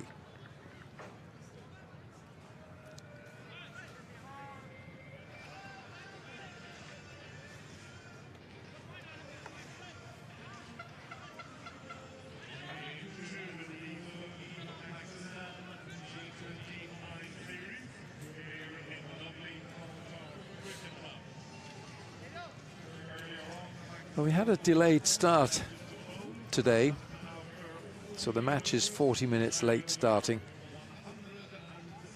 The forecast was for some heavy showers, but I'm going to keep fingers crossed here, Izzy, that we're okay. It's a bit cooler today. It is, and it does look like there are some showers in the distance. You can see it's almost its own microclimate here in Clontarf.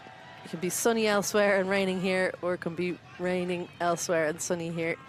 We'll hope for the latter. Afridi now back on.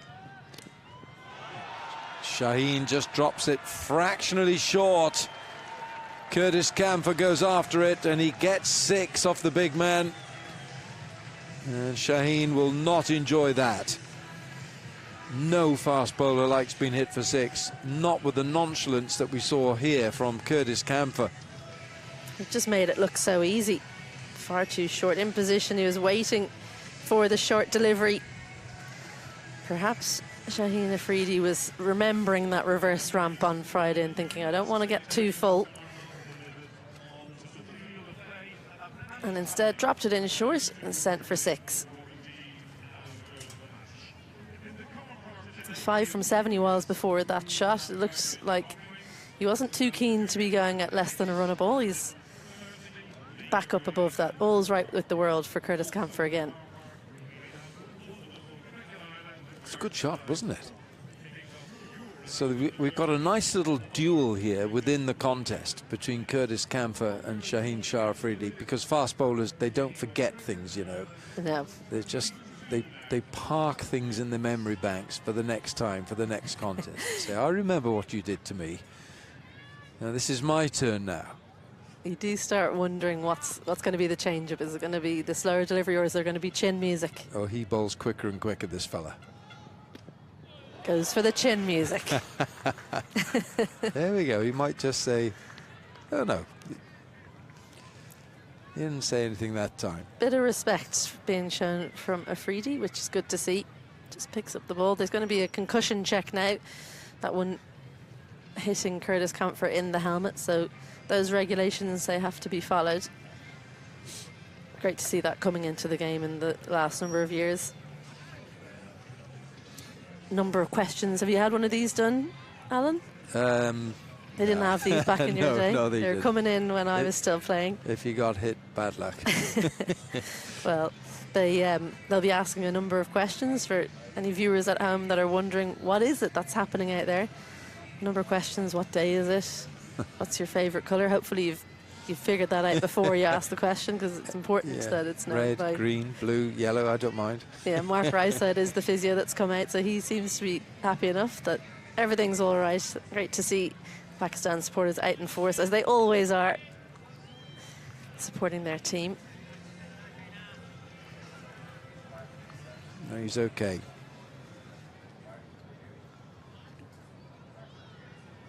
Four balls to go to complete this 15th over. Ireland put into bat by Babar Azam, Pakistan's captain. Got the extra pace in this Pakistan side of Mohammad Amir. Shadab Khan is the man who makes way for him. That was an engineered stroke from Curtis Camphor. He's going to get 4 for it. But it's not the right line, this, from Shaheen. What a pickup shot this is, because I think Curtis Camphor has to have been thinking about the one that's hit him the ball before. but manages to get the hands around in time. The extra pace helps him whip that one round the corner for 4 runs. But it's such an enthralling battle within a battle between these two, Curtis Kampfer and Shaheen Shah Afridi. 45 goes out to the boundary. Now mid-wicket inside the ring. Other fielders out are square leg, long on, and cover. Oh, this is very handsome. That has gone way over, long off for 6. Well, Curtis Kampfer is winning this little contest against the big man, Shaheen Shah Afridi. And what has he got to come back at this Irish batsman? Superb shot, dancing down. Lifts it over mid-off. Holds the pose. He knows that one's going all the way. 6 more of the best. Johnny Kennedy, the third umpire, is going to be getting tired of walking out with the spare balls at this stage.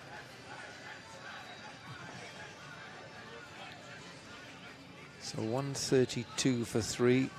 Foundation is set here for Ireland to head towards the 180, maybe 190. Babar Azam referred to that. In the first game he said 180, then he readjusted his sights and said, I think 190 was probably the score I should have been looking at. Now this time Shaheen comes round the wicket. Single this time. Yeah, better angle for the field that he has set, because he's got deep point, cover, fine leg, square leg and long on. So when he comes over the wicket, he has to be really straight, because third is inside the ring. Coming around the wicket, he can spear it in at the stumps.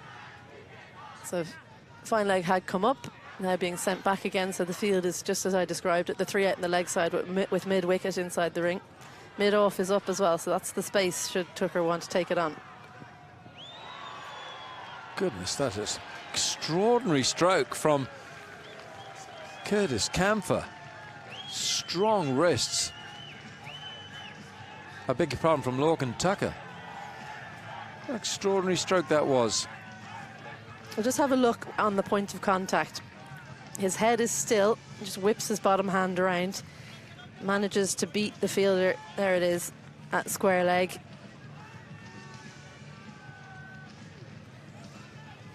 It's just not clear whether that was 4 or 6.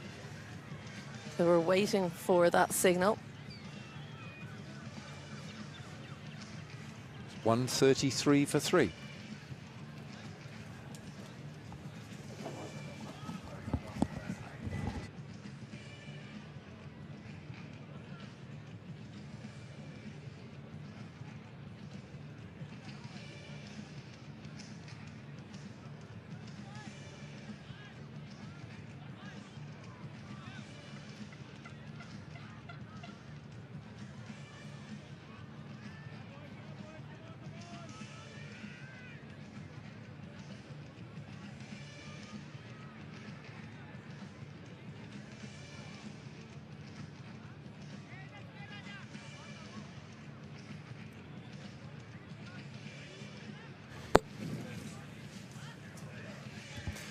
Well, we just had a slight break in play here, as trying to use the technology to ascertain as to whether or not this is 4 or 6. Got Alan Lewis joining me for the first time today. Louis, this is a very difficult one for our TV umpire. Oh, just as I saw it, we're going to see it now. It's going to be probably a lot clearer now. It's 4 runs for me.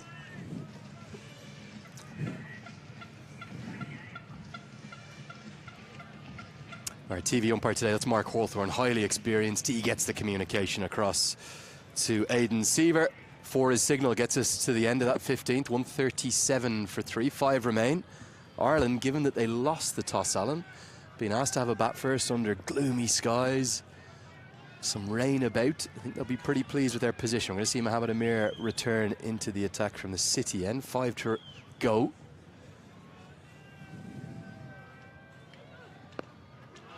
Slower ball is going to work the Oracle. Just stuck in the wicket, completely deceived Curtis Kampfer.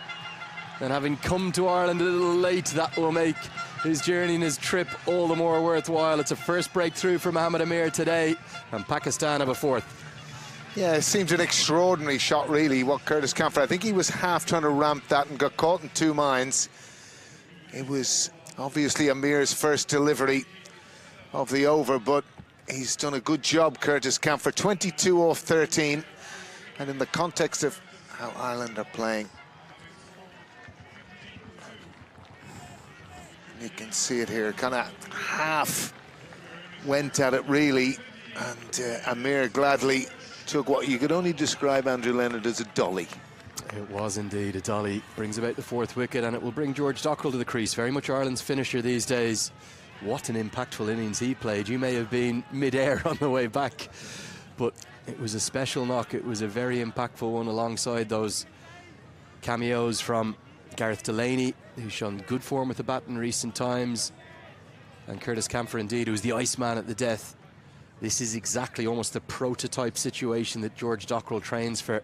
And this ground is going to suit his game down to the ground, because he's so strong straight. That's always where he'll try and score. He starts in sparkling fashion. Oh, what a stroke. Ireland continue to attack. 4 more. Great stroke from Dockrell, and Dockrell has this habit, and you can see this on the replay. He gives himself that little bit of room outside leg stump. He opens up that offside, and as you say, Andrew, he is so strong through there.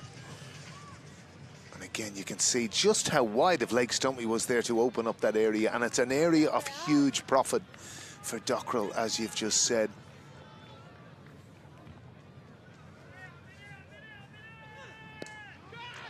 Yeah, you can almost imagine an arc, can't you? Straight down the ground from kind of quite a straight mid-wicket through that extra cover region you just scored from.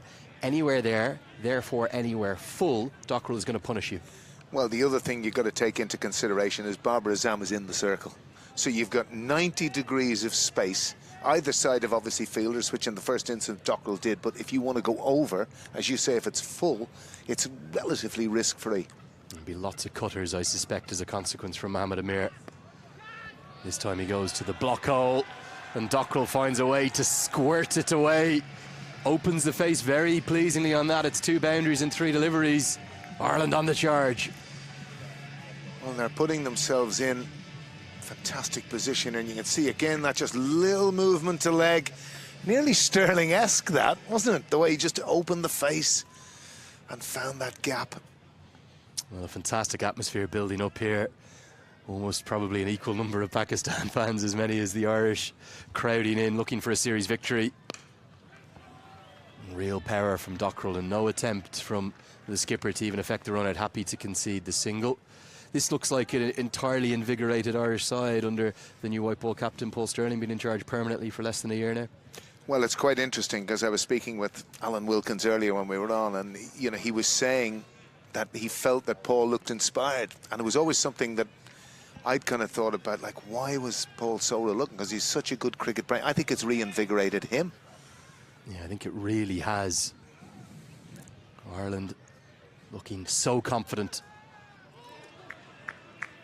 Going to get away with that. Probably flirted with the guideline. Tucker will have to wait for the landmark. It will get us to the end of the 16th. 146 for 4.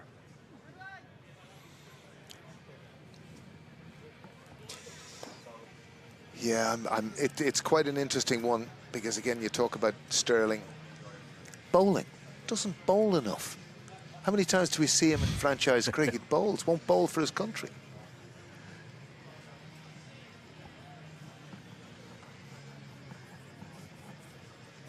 Yeah, the topic of Ireland's part-time bowlers is an interesting one, isn't it? David Townsend, the great journalist who follows Ireland's fortunes, asked that not once but twice of Paul Stirling at the press conference. I think he was trying to impress his point pre-series, and Stirling said it's not out of the question. Absolutely is still on the table, although it does seem like I bowl for other sides more than I do for Ireland. And David countered that by saying, well, that is under your control now, skipper. But Naseem Shah's going to be to bowl the 17th. Flicked into the air, protection out there. A fumble is going to cost a run. No, it won't, because Dockrell didn't quite pick it up quickly enough. Massive win for Ireland the other day. Does it mean anything without it becoming a series win, though? well, like ultimately, you want to win cricket matches. The fact that, you know, Ireland are in such a good position here, you've got to wonder, you know, at what point, what score are Pakistan going to really feel the heat? Because realistically here, that Ireland should be looking at 180, 190, possibly 200, you know, with the position they're in. And certainly very interesting two things. One is obviously the total. Tucker back in some runs, which is, again, another very important thing for both him and Ireland. It will be 50 into comeback innings from Ireland's number 3 in this format. He's badly been shy of runs, but he'll get to that landmark of 32 deliveries. Ireland have stuck with their players. They've backed them to the hilt. 7 boundaries in what's been a very fine knock, and a huge sigh of relief for a man who's been out of form, but he's played brilliantly today. He has, and we all know the striking ability of Lorcan Tucker. And again, the early part of a career, I think a lot of it was around nerves and all that type of thing, and then he settled into position at 7, and then they suddenly decided, look, we'll get him up to 3 with immediate success. Oh my goodness me, what a shot that is. And again, it's a hallmark, Andrew Leonard, of what you've spoken about, this ability of Dockrell to just potentially take the game away from you. And this is a shot that he's just developed in the last short period of time. Yeah, great skills. He's read that it was the Yorker, given himself that room, and look at the hands. Gets them through the ball, but manipulates it to the part of the field where there is no fielder. And even Ryan Eagleson and the new spin bowling coach Chris Brown there, they almost looked at you and said, wow, look at that. Exceptional from Dockrell. Protection out there this time, so it'll just be a single. Dockrell had a difficult tour in the UAE. He was down with some sickness, and one of the great strengths of Ireland in recent times has been such a settled squad. Yeah, very much so. And again, you look at it in the context of that, and he did not look well. And again, the other facet we're not really seeing tested here either is Ireland against quality spin in the middle order, which has been an area in which they've struggled.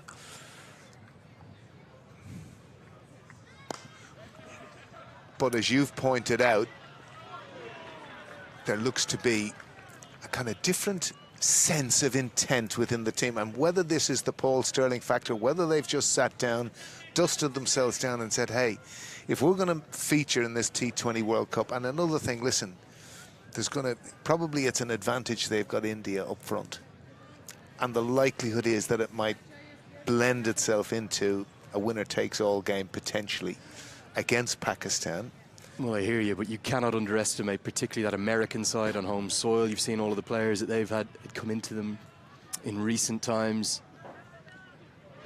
And that's going to be edged and gone. So Dockrell had profited from that area, but now he pays the price. And from his final delivery, Naseem Shah has some joy to celebrate. I think he's deserved that. He's bowled with real pace, some fire, some aggression, and Dockrell's little cameo ends. Well, 15 off 7 is fine at this stage of an innings, and he's played very well, George Dockrell, but again, he was just trying to open up that area of profit for him, but he's gone, and a regulation catch to Khan behind the wickets, and as you say, Naseem Shah deserved that. Get one more look at the dismissal here. I think credit to Shah, it was definitely a change of pace. It's almost a slower ball bouncer. Just outthought Dockrell, who had shown his hand, really. It brings Gareth Delaney to the crease. The score 154 for 5.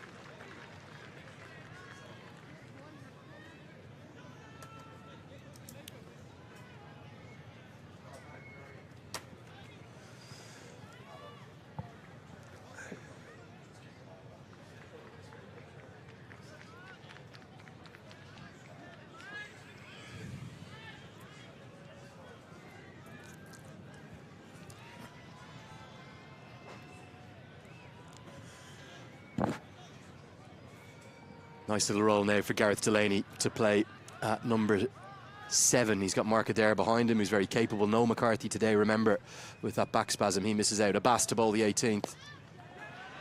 And Tucker now goes 2. It's 2 in 2. Oh, the momentum just swinging back towards the visitors.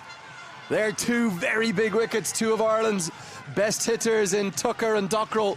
They fall in consecutive deliveries. Well, you've got to give credit to Abbas there. He's clearly bowled the cutter into the pitch. And again, Tucker leaning back, and probably in the context of where Ireland are in terms of building again that momentum of partnership. Now you've got two fresh batters at the crease, 23 balls remaining, and as you can see there, he was deceived. And it has to be said, that's a very good piece of bowling by Abbas. 154 for 6.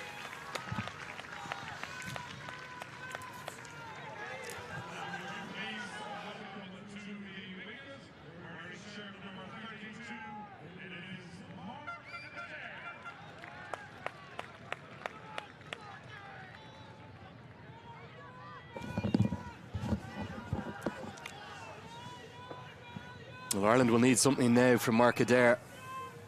Alongside McCarthy, he's turned into a real talisman, hasn't he, over the last 24 to 30 months, not just with ball, but also with the bat in hand.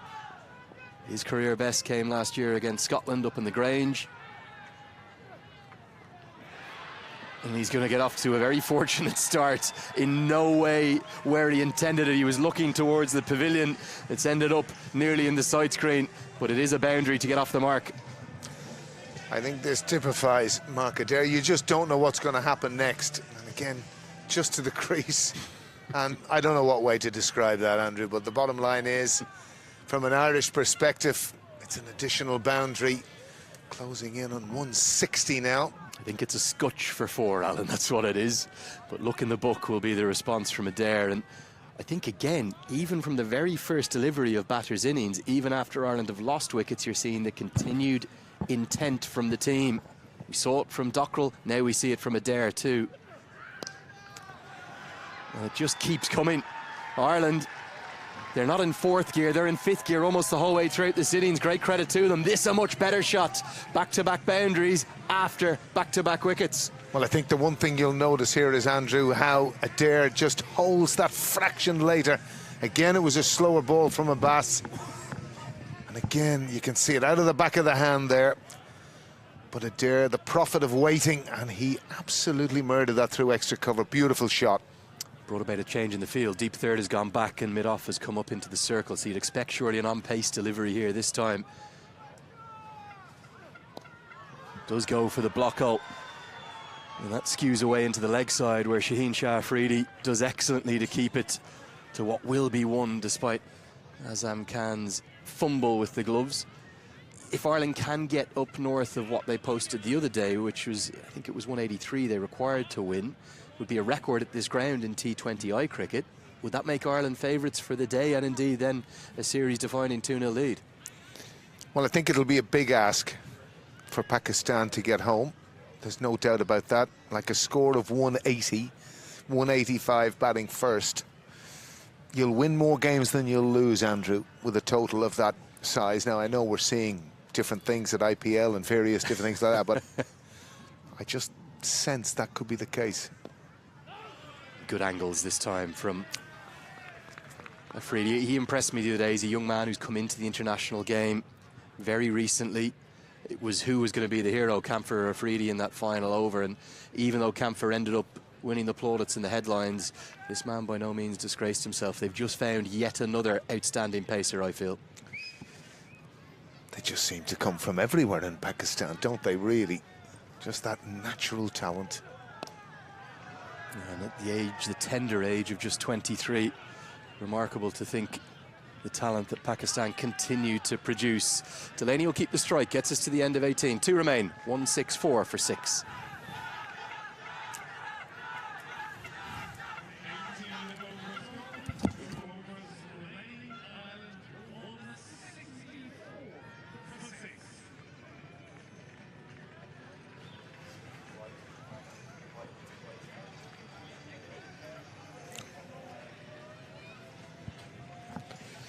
Well, as you can see there, here's the bowling card. And Afridi up top really struggled. Didn't get any form of consistency at all. And you can have a look at those averages. Really, it's that little bit of pace off. Imad Wasim, again, that quality left arm spin. And Ayub, admittedly only 1 over, but again, it's been carnage from Ireland. Are you surprised that Babar Azam didn't look to get maybe 1 or 2 more overs of spin in, given that Ireland didn't really profit against it? I think that is a mistake, and it's clearly Ayub was very much part-time, probably got away with it. Afridi carted into the leg side. They'll think of a second, but a clean piece of fielding initially does enough. I don't know about you, Andrew, but it's got very dark. Yeah, Fakhr's a man out there with the fielding. It has got gloomy, and you have to remember we originally intended for a 3:05 start today. That was delayed initially by 25 minutes and then by another 10. Credit to the umpiring team to keep us at a full T20I. You don't like a 15, 16, 17 over game. So we're going to get a full game in, and with the summer approaching and June only around the corner, Alan, we get lovely long summer evenings here in Ireland, so we should be fine, but it has just got a bit gloomy. Hopefully that cloud cover will just dissipate. Good skills. Again, it's the changes of pace. Are Pakistan starting to learn the surface, maybe a little slower than their coaching team would have liked? Yeah, well, they've just introduced that, you know, those cutters. You saw Bass out of the back of the hand, slower balls. But really, the ones that are most effective, Andrew, are those cutters. And critically for the bowlers, so in Shaheen Shah Afridi's case here, he wants to bowl the off cutter because it takes it away from the natural hitting arc of the right-handed marker there. And follows it up. Oh, with a brilliant tailing leg stump Yorker. Bowled him, bowled him, bowled him. That is brilliant. Well, it's trademark Afridi, honing in on that leg stump, normally with that little bit of in-swing, which he hasn't been able to get today, but he got it right in the right area there, and I think it might have just even come off the pad of Adair onto the leg stump, but a beautiful piece of bowling from him. Ireland 165 for 7.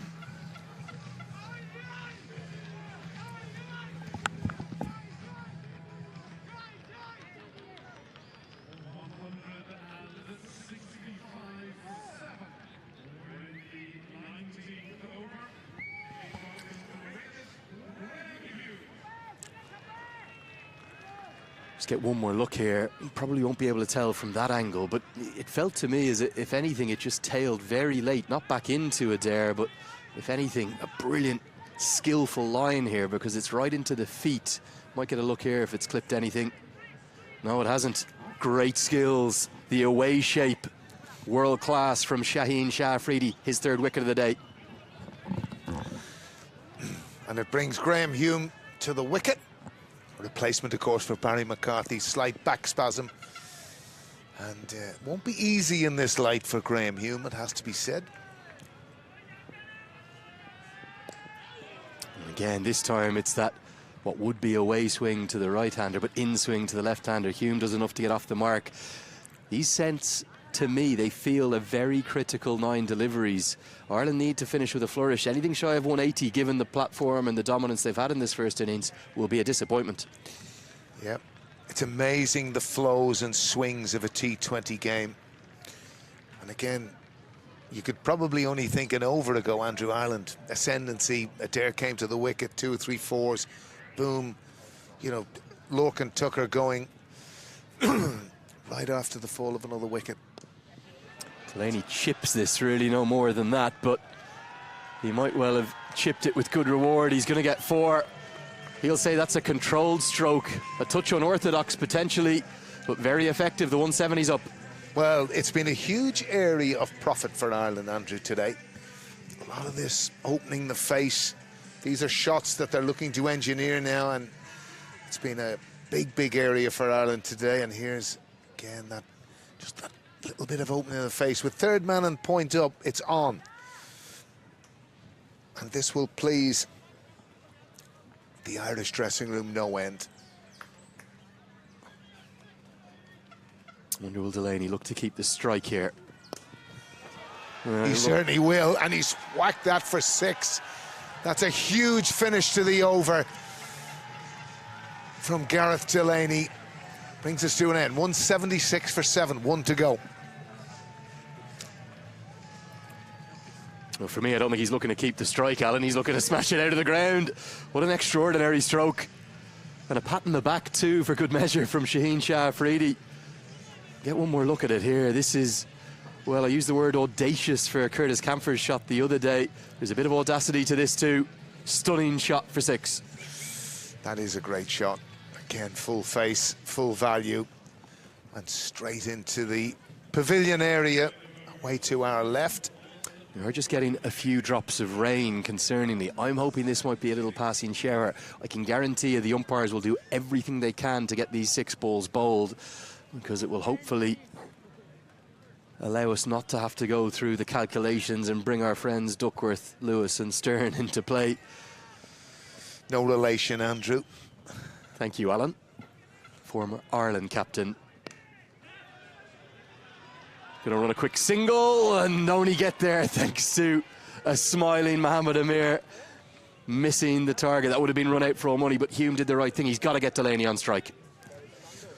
Couldn't agree more, Andrew. And that was unselfish of Hume and absolutely the right thing to do. Little bit of a mid-innings collapse for Ireland, but they just continued to keep going. They're piling the pressure onto Pakistan. Well, I think it's wonderful to see, and again, you've spoken before about this is, probably part of, the new Paul Stirling. This is what he wants to see as captain. This is the way that he wants them to think. And I think when you get into that mindset, good things happen. Yeah, there's an amazing positivity, isn't there, to the Irish camp at the moment. I don't think I've ever seen them happier or closer. I've said it a few times, but I feel that the backroom staff deserve a huge amount of credit, not just Tyner Milan, the head coach, but the hard-working likes of Ryan Eagleson, Scotty Irvine, the team atlas, Chris Siddle, Brendan Connor. There's so many unsung heroes there. Yeah, well, look, the other side of things you got to remember, they're a family. And if you're family, you've got to try and be happy. They brought the joy back, I feel. Joy. This one's gone down the ground. He's got it nice and straight, and it's going to be a challenge for long on, and one that he's not up to. They go past 180 again, Ireland, against the higher ranked opposition, and this is very much game on. And again, one area that is nearly indefensible, and that's a poor piece of fielding, really.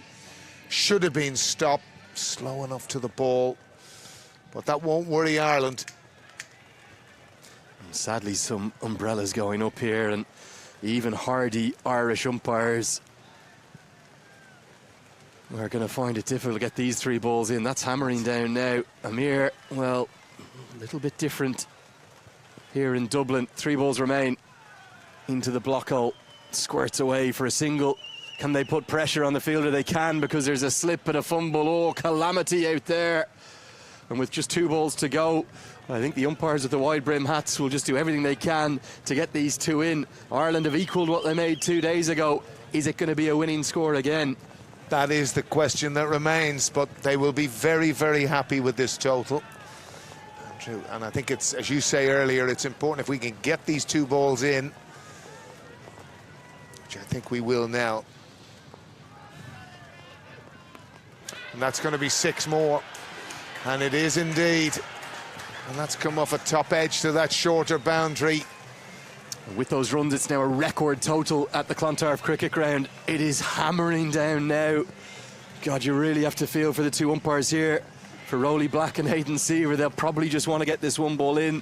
There's a little bit of protestation from some of Pakistan's fielders, as if it wasn't just 1 ball to go, they'd be off now, but they'll probably try and get it in. Ireland with a record total at this ground in T20I cricket. Can they go into the 190s? Pump down the ground, they should be able to with real ease. It's a big last over. Delaney's played a sparkling cameo. He'll sprint off. Rain all around, drama all around, but Ireland have headlined this first innings. They've lost the toss, a fist bump for Delaney, 28 off 10 for him, and it's Ireland with 193 for 7. Well, that's a fantastic score from Ireland, 193 for 7. Wonderful contribution from Delaney at the end, but the greater sense of purpose you spoke about, Andrew, right from when George Dockrell came in, has transcended itself right through the innings to give us what we finished with in the end. And it's just wonderful to see. And it's going to be a big, big task for Pakistan to chase this. Well, you won't believe it. The rain has just completely stopped. We are having a topsy-turvy day. There's been a bit of everything happening today. We had a coin toss with coin getting stuck in the surface and taking what felt like an age before it decided to roll to head or to tails. It did roll in Babar Azam's favour. He obviously decided to bowl first. I think anyone in their right mind would have, but Ireland have answered that question in a big way. Their positivity continues, the feel-good factor around this team. It feels like there's a joyous buzz to Irish senior cricket right now, the men's team in particular. Wonderful stuff. 193, their best ever total against Pakistan. Is it going to be a series winning total? That is the question, and they'll certainly want it to be. And that will be the big question. 193 for 7. Come back with the cards and much more in just a few moments.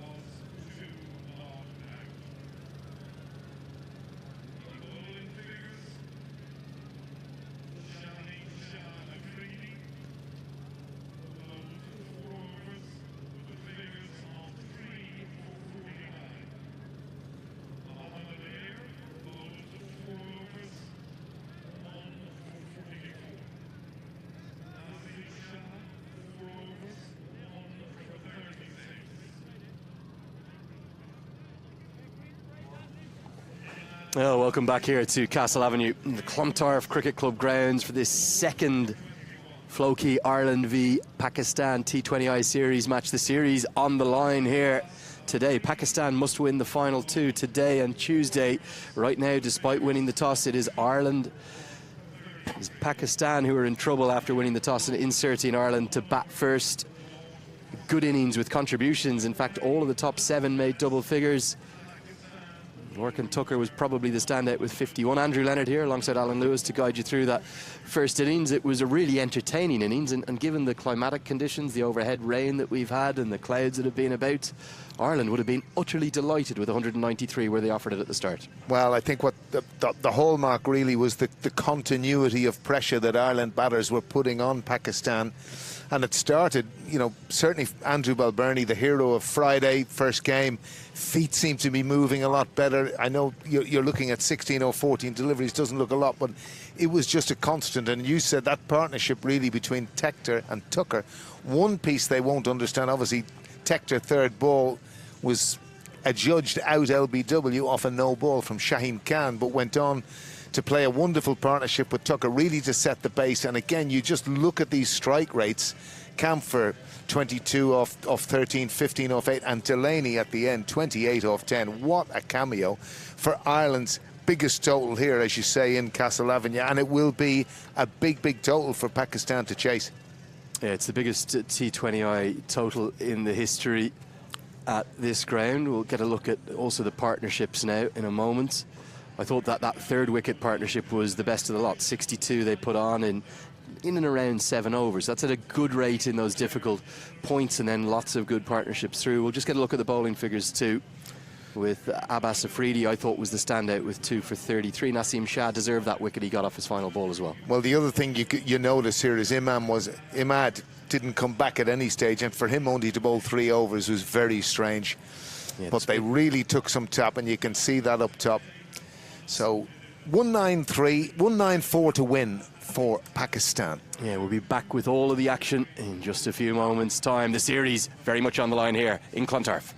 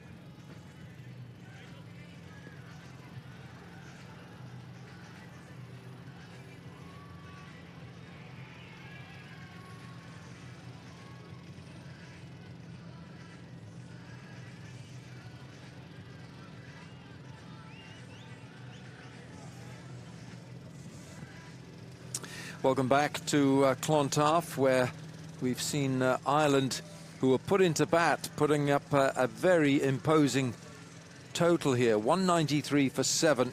Lorcan Tucker, 51 from 34 balls. Harry Tector, 32 from 28.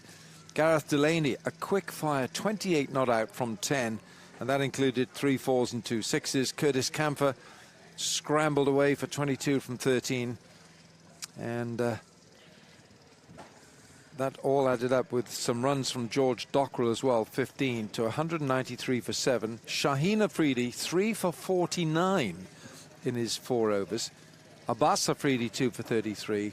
Naseem Shah, 1 for 36. Mohammad Amir, 1 for 44. And Imad Rasim as well. Imad Rasim, 3 overs, none for 21. Saim Ayub bowled the 1 over, cost him 7. Faisal Shah is alongside. Faisal, 193 to me looks a pretty daunting challenge for Pakistan. They're going to have to go here. It is indeed, and they would have to be at their best. Pakistan, you'd have to say that the kind of batting they've had recently, this is just outside of that comfort zone that they would have liked. Strange bowling innings, though, from Pakistan. Tactics from Babar Azam once again. Imad, who was the pick of the bowler, who put the brakes on in the middle overs, didn't complete his quota. Saim Ayub, who got the ball to turn, just got the 1 over, and spin was the reason that Pakistan put up those breaks in the middle of the innings. But then the seamers came and then they went everywhere, apart from Abbas Afridi, who I thought was brilliant, using all the experience that he got from the other day. And he put his executions in perfect order. 2 for 33 for him was pretty much the best out of the seamers. Although Shaheen got 3 wickets, but he went around the park, especially with the older ball in his second and third spell. 193 Ireland made, and they will be feeling very, very confident with the momentum on their side coming out to field now. And Pakistan have got a job on their hands. Yes, they certainly do, because there's one thing that Ireland know that they can do on this pitch, and that's their bowlers, who know exactly what to do with the ball here. Although they don't have Barry McCarthy, Hume has come in to the side for Barry McCarthy, Graham Hume, the South African, but the likes of Mark Adair, Craig Young, the 2 seamers very much there, Curtis Camphor, very important. Now Paul Stirling is the captain, playing his 390th appearance for Ireland. That's a record. It's gone past the 389 of Kevin O'Brien. So it's a milestone day for Paul Stirling. There he is, number 1, alongside Lorcan Tucker. And Mark Adair it will be to open the bowling. Saim Ayub and Rizwan has come out to bat. That was the same pairing that opened in the first game as well. So Babar deciding to stay at number 3 for now. Rizwan, who got run out pretty early in the piece, would be the key, I guess, here, because he's the one player who can hold the fort and also find the big shots even after power play as well. But Saim Ayub inside the power play will be the one to keep an eye on. He got some runs in the previous game, so probably would be feeling pretty confident. He had a quiet series at home against New Zealand, Saim Ayub that is. But if he gets going, Pakistan would really get in a good shape of chasing that target. He is the key. And later on in the innings, as Alan just said, the target is so stiff, it would require more than 1 or 2 contributions. Yeah, 9.7 the required asking rate to start. Here's Mark Adair. And I think on his day, Saim Ayub can make light of any target. He's an extraordinary player. He really does climb into bowlers. He pays little attention to respect for bowlers. He does, and for his standards, he has a quiet beginning to his international career, but no one has ever doubted that he will come good at this stage as well. It's just a matter of time. That's a big, big hit to start the innings for Saim Ayub. 6 all the way over square. It doesn't have to be exactly a poor delivery for Saim Ayub to get onto it. This was a little bit of movement cramping him, but he got himself into a good position, and that swivel found the middle of the bat. Saim Ayub off to a great start. That initial movement on the first delivery when he charged down Mark Adair and was preempting that slightly shorter delivery, staying 1 step ahead of the bowler Saim Ayub. That's a great start for him. Absolutely. Now what that does, it poses a huge psychological examination of Mark Adair and what he can follow up with here.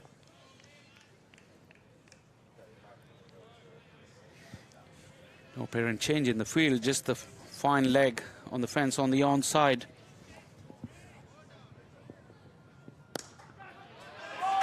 Gone! Curtis Camphor with the catch. And they'll be so happy to see the back of Saim Ayub. Camphor has pulled off a stunning catch. You have a feeling that Saim Ayub held himself back with this stroke. He didn't really give it the full go. Just try to check it at the last minute. Went aerial inside the 30-yard ring, and a camphor was onto it in a flash. Ireland's fielding has been superb, and Simon Ayub's knock has come to an end, courtesy a brilliant catch. He was, instead of just giving it the full Monty, he was just trying to time it, but couldn't get away from camphor. Pakistan 6 for 1.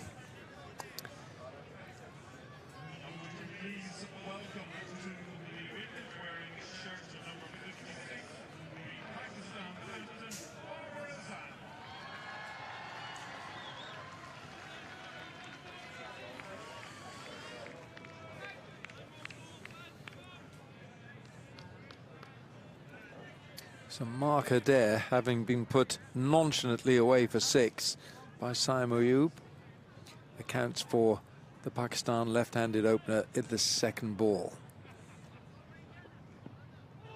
Babar Azam, inside edge, just a little change of wrist position from Mark Adair. That's the one that nips back off the seam.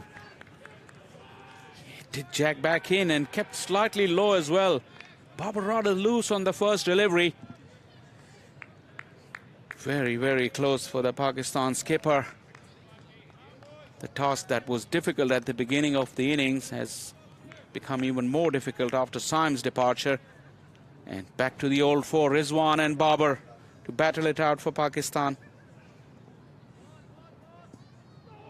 Bowled.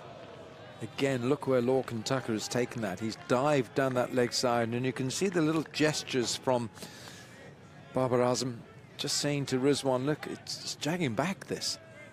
It's coming back. That's 2 that's jagged back from outside that off stump. Perfect areas from Mark Adair, just slightly back of a length, looking for the seam movement rather than the swing, which Pakistan was looking earlier on with the new ball. That provided that length to the batters to go hard. But this length, back of a length, and little bit of seam movement has troubled Babar Azam already.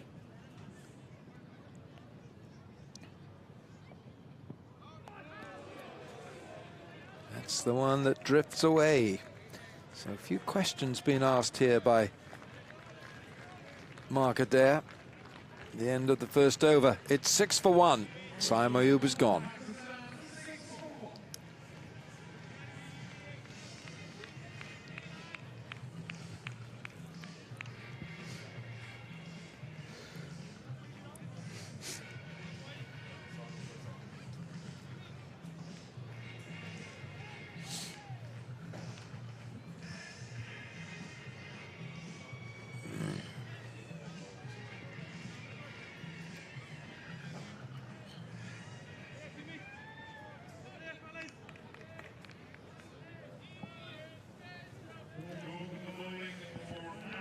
There's always been a thought in the Pakistan camp, or there has been a thought that with Babar and Rizwan, since they've been split in by Simon Ayub, what would be the case if Simon gets early? Is there a case of bringing Fakhr in early? Well, Pakistan has been guilty of not being very flexible in their top of the order, and Andrew was talking about the results since that World Cup final at the MCG. It's probably one of the reasons they couldn't have figured out what is the right approach, and doing that, they haven't been very flexible with the order. This is Graham Hume, and that's a swat, not a controlled stroke by any means. Rizwan, first delivery, goes after it. Once again, movement in the air as well for Hume. And that attempted onside slog ended up at deep third. That's Rizwan's favorite area that he wanted to go. It went exactly opposite to that. It's an amazing looking stroke because you can see the intention, but he's not at all fazed by the fact that it's gone over, flown over third. Graham Hume didn't play in the first match. Smacks it over extra.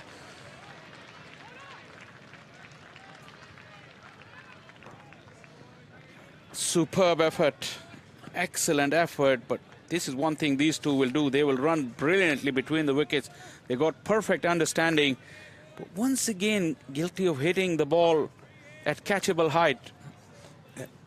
Harry Tector was the fielder. Just starting to rain again here.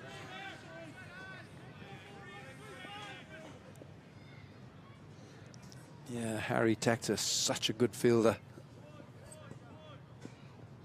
Short, pulled round by Rizwan. If Rizwan will give the Irish bowler something different to think about, because he can be very unorthodox, especially that pickup shot that he's developed. That is his go-to shot to find big boundaries. Anything remotely closer to his middle and leg, he'll go for that. So margin for error for Hume is very little against him. Babar, although you have to say, the first 3 delivery, he hasn't found that rhythm just yet. They're going up, so's the finger. The Pakistan skipper has gone cheaply. Ireland are all over Pakistan early on. Wow, what a big blow. Babar Azam fails for once. Couldn't cope with that bounce and movement from Hume. Just stayed on that front foot and looking for that front foot cut shot. It got big on him, got the edge, and was safely pouched. This is a massive moment in the game. Rizwan can only watch his skipper walking off. Babar Azam has gone for naught. Pakistan are 13 for 2.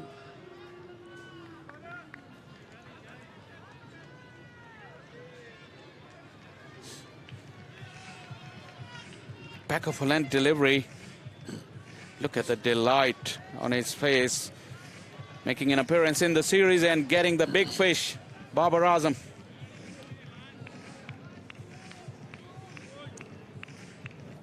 Oh, that's a delighted Graham Hume, and Ireland have really got stuck into Pakistan, who are chasing 194 to beat Ireland to level this series. Sam Ayub went for 6. Good catch taken by Curtis Camphor at a mid-wicket. That was off marker there, and now Lorcan Tucker holds on to one from Babar Azam. It means Fakhar Zaman comes in. Effectively, he's opening the batting virtually, which he's done for a long time in his career, Faisal. He has, and he won't be feeling this role. Nothing new to him. Natural opener in the longer format, in the 50 overs game as well. That's middle order in T20 cricket, but he does like to take some time. So is it a blessing in disguise? But you wouldn't think so when looking at the score and the kind of total they're chasing. Pakistan is really looking down the barrel.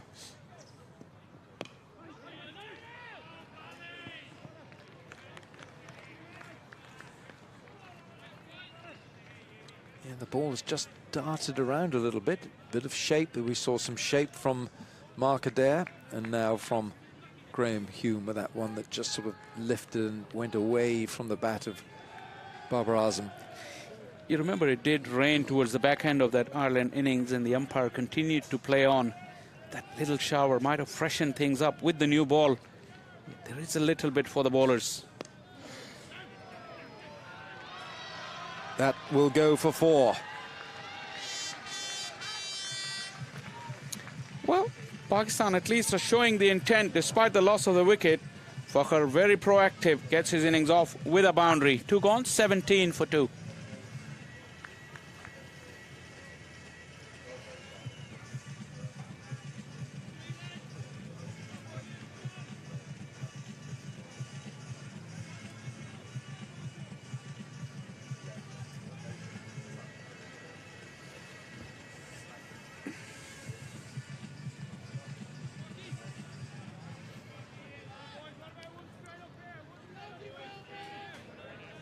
Looks like Pakistan has decided to continue to attack.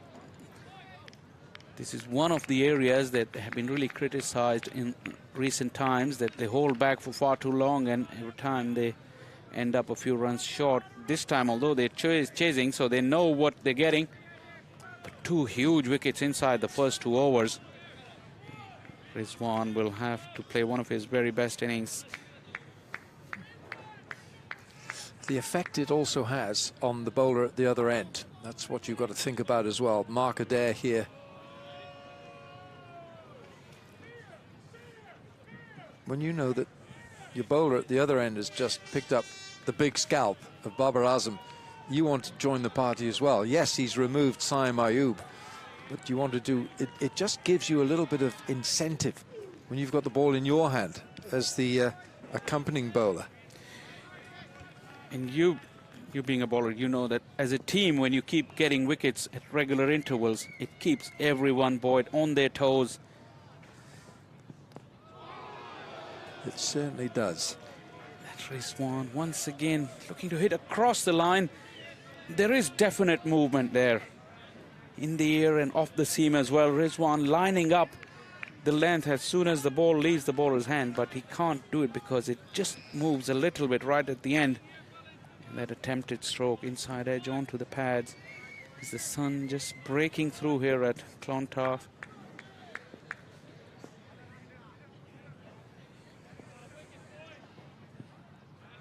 You see that ball shaping? It's nicely, and Rizwan giving it respect. Just having a look at it. Can't take liberties against the ball that's behaving like this. It's good bowling this from Mark Adair. This is absolutely superb. I just said, unlike the Pakistani bowlers who were earlier on looking for swing, pitching a fuller length, but the Irish bowlers back of a length, relying more on seam movement, and there is some for them.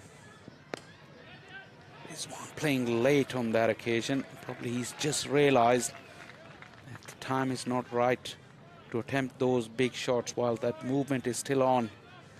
But to Adair's credit, he's been spot on with his lines and lengths.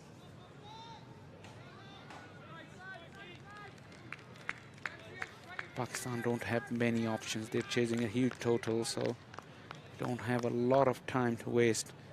At the same time, not losing any more wickets. Desperation that was, but calculated desperation. It's 6 over long off. Well, you might say it's measured desperation because Rizwan was tired of being bowled at, and he's taken the attack to the bowler this time. Lovely, lovely footwork here from Rizwan. Just see how he comes down the pitch. A beautiful release of the hands as well, because that outward movement, he was not looking to go across. This time he went with the tide over mid-off and all the way. Bowled. Good riposte into the pads. Even that previous delivery, it wasn't a bad delivery from Adair. It's just Rizwan made it into one by use of the feet, but Adair straight away back onto the stumps, not allowing any room for Rizwan to free his hands. This is a good little contest, and Ireland is showing good skill, good discipline with the ball, making use of the conditions.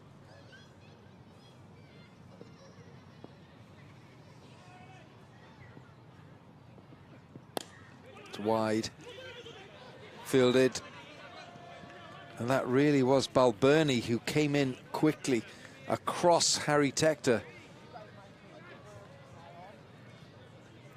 End of the over. We've had 3 overs. It's 23 for 2.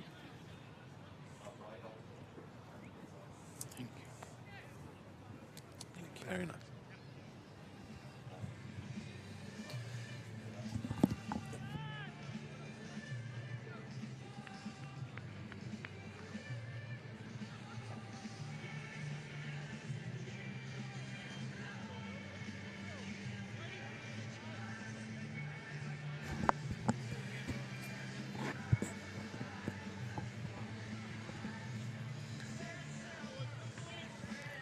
Be interesting to see the approach of Fakhar Zaman.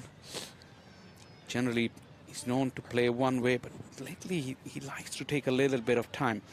We all know that finding big shots for him, finding boundaries for him is not a problem. But once he gets into that hitting zone, with a little happening off the pitch, this is a very important phase of the game. Well, I use the word desperation for Rizwan. Fakhar Zaman That's what he does. You're going to get the unorthodox actions from Fakhar Zaman. That's what he does. He's unorthodox. He'll try and climb on top of Graham Hume so that he will not allow the bowler to bowl to him. When he first burst onto the scene, those kind of deliveries were his favorite deliveries because he didn't line them up. He just stayed onside of the ball and opened the offside up. But since he was found out that he was slightly weaker towards his body, people started to cramp him up. And in improving his onside game, he's kind of lost that side of it a little bit. He was an kind of orthodox opener, I say, because he was mainly an offside player when he first burst onto the scene. But now, lately, he's become that big hitter that targets onside pretty much all the time. And his big shots are all now towards the onside. So he's kind of lost that cut and drive that he used to have at the beginning of his career. Well, Rizwan, 9 deliveries for his 13. You've seen the ball moving around. This is where I felt that Ireland seamers would be a handful on a pitch which has just got a little extra juice in it, some rain.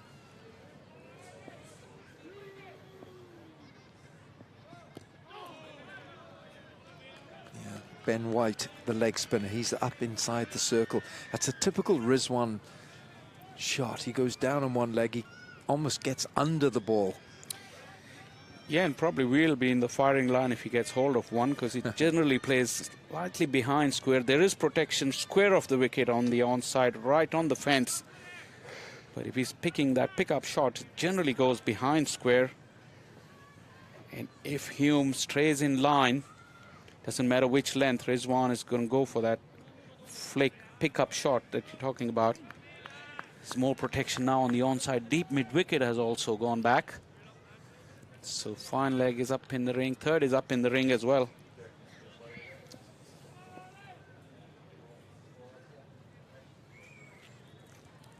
Rizwan is looking over to that onside.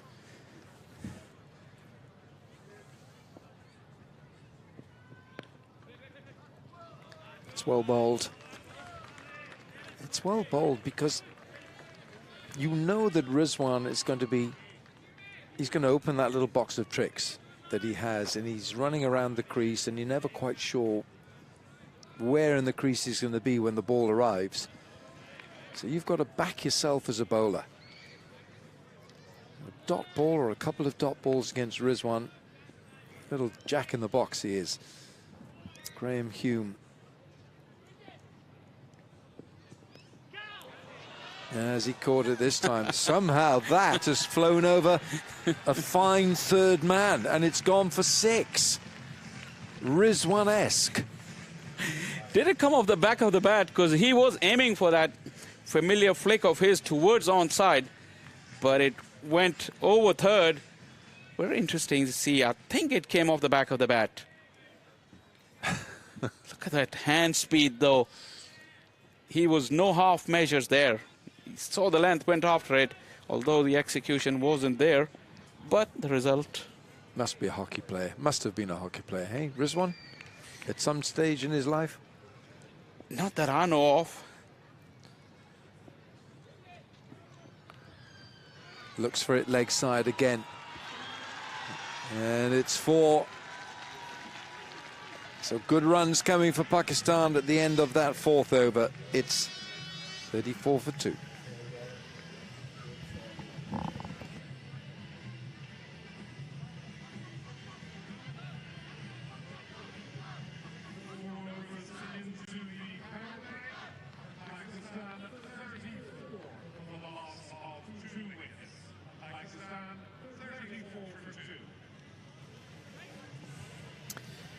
Right now, Mohammad Rizwan is the key bat, key component for Pakistan. It's Craig Young, the medium pacer, right arm medium pace, just above medium pace. Again, he's one of those Irish medium pace bowlers who can move the ball around. kind of suited for this pitch as well. Yeah, I thought absolutely. Pakistan's extra pace also went against them. Ball came on to the bat a bit better. The nature of the pitch, the pitch is holding it a little bit up if you're not that quick and making stroke play difficult.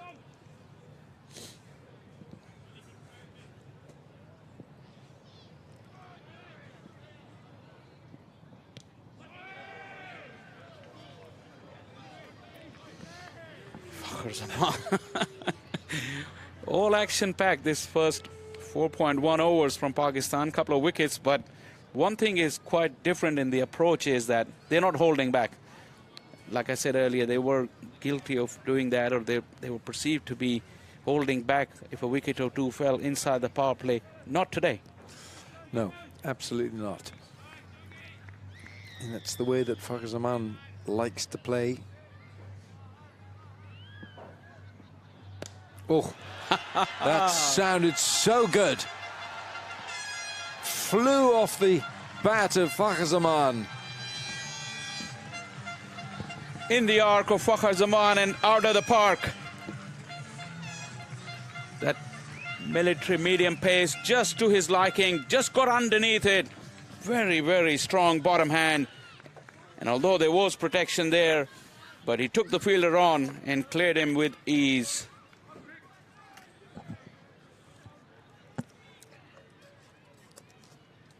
Keeping up with the rate is Pakistan.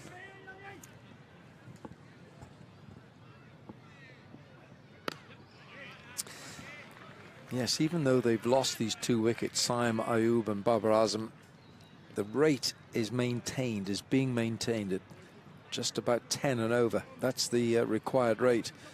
9.87, 194 the target.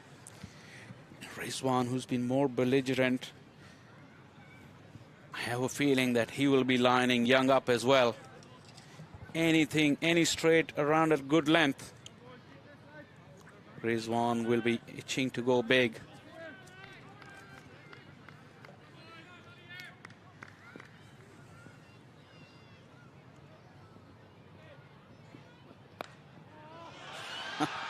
Chops it down to third, it's 4.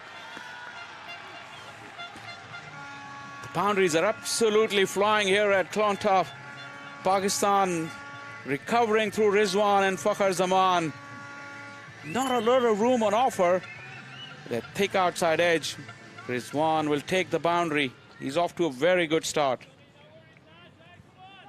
Played it so late. Key to that shot.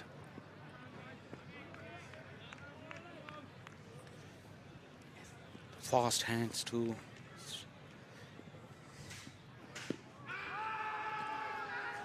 I think that's too high.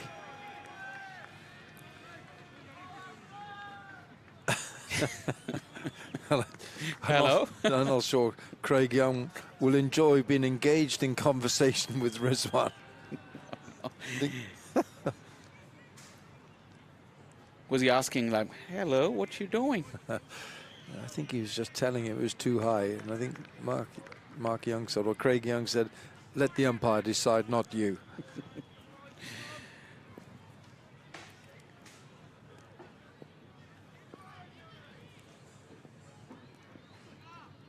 Down he comes, and it's a swish and a miss. Oh, with a little bit of gamesmanship going on. 45 for 2, 5 gone.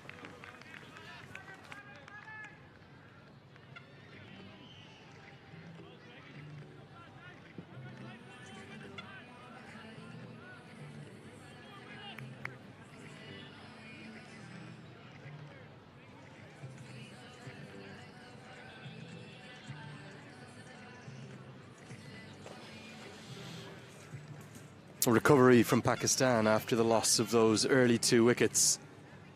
And it's one of their big guns, Mohammad Rizwan, leading the way. And just the one flourish from Fakhar Zaman alongside it. They need a partnership to get into this contest. Ireland finding early wickets through Mark Adair and Graham Hume.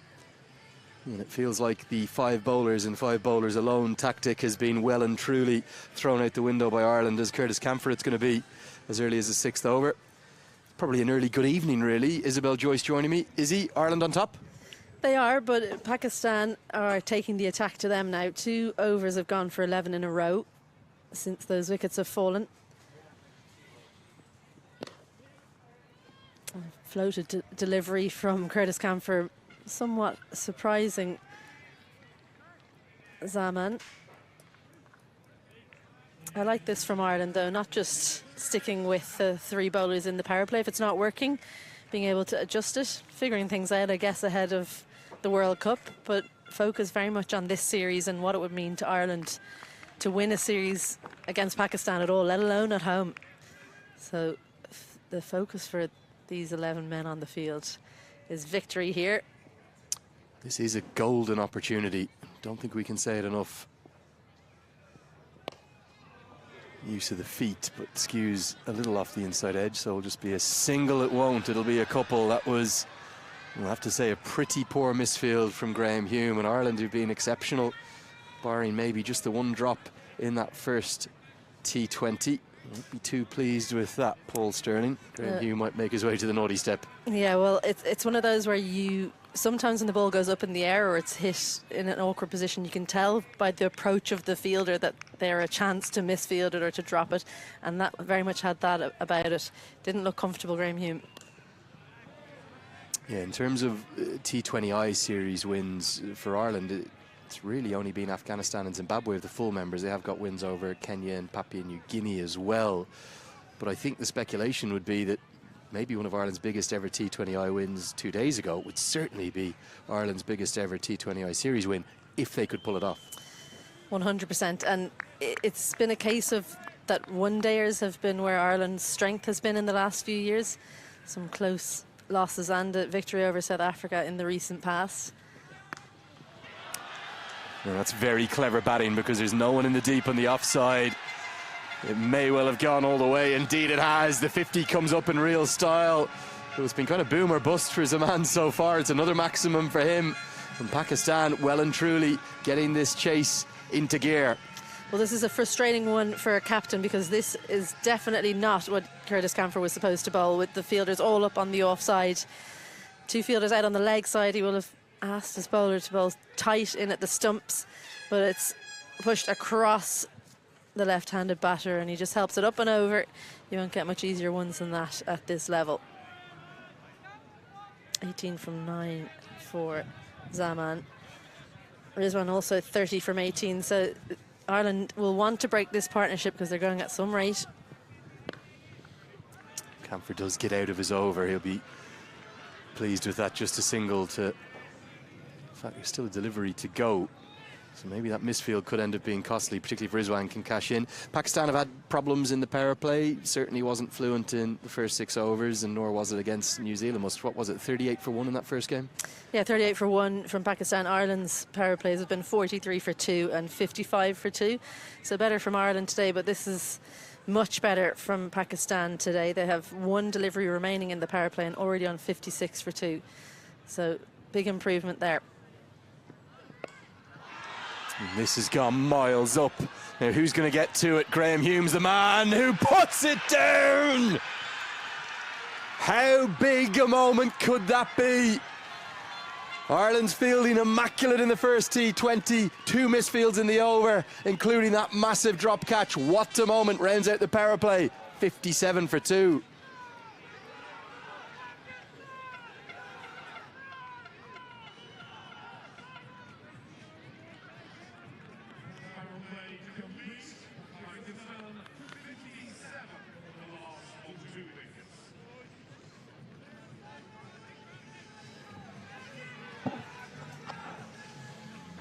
Just got one more look at the drop. That has to be taken at this level. It does. He didn't go about that very well, Graham Hume.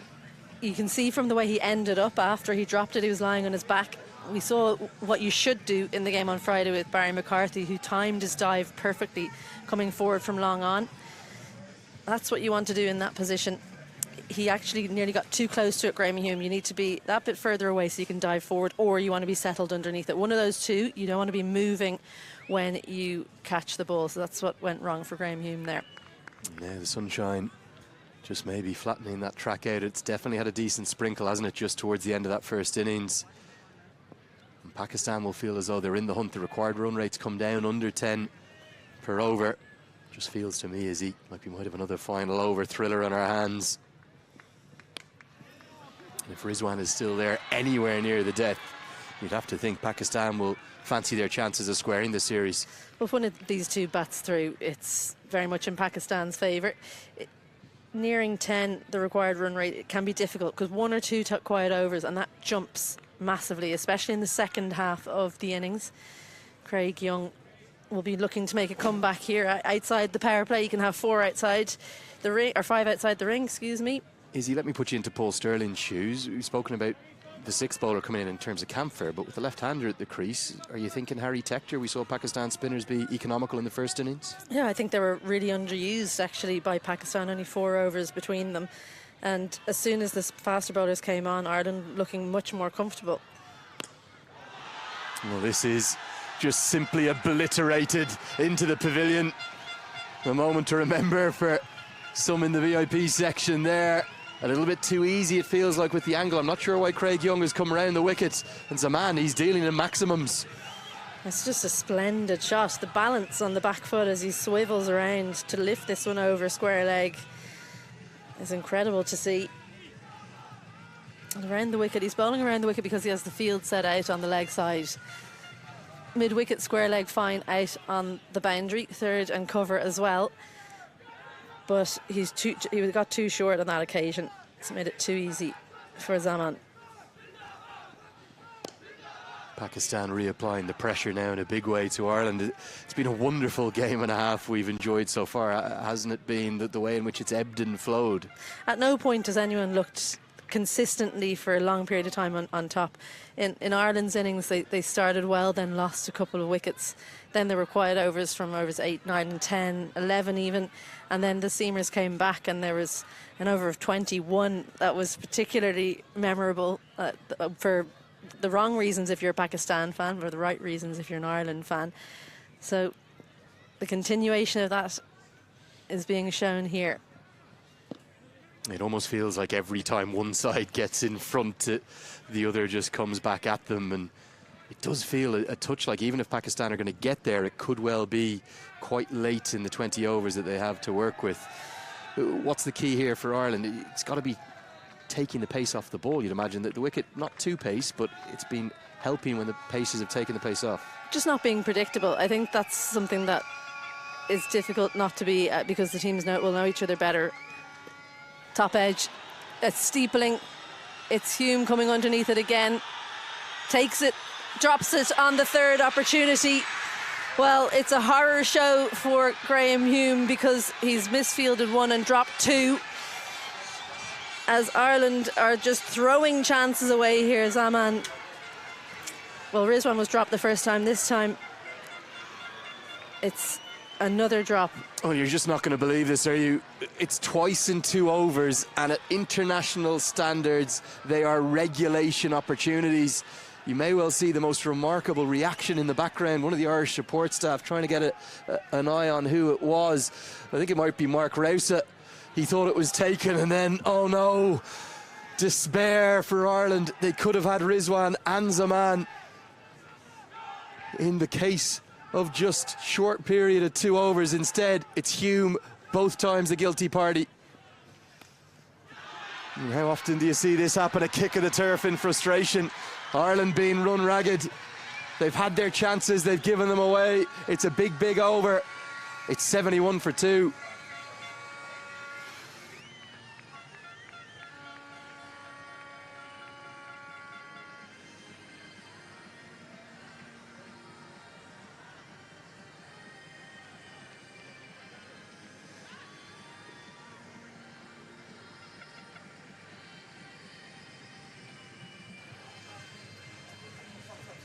Well, a quite remarkable couple of overs.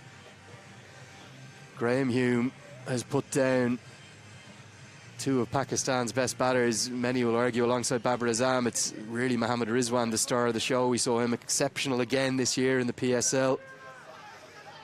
Zaman now at over 200 strike rate. That drop catch the 2 drop catches could be costly. At the moment, it's only worth, the 2 of them are only worth 7 runs. Rizwan dropped on 31, Zaman dropped on 26.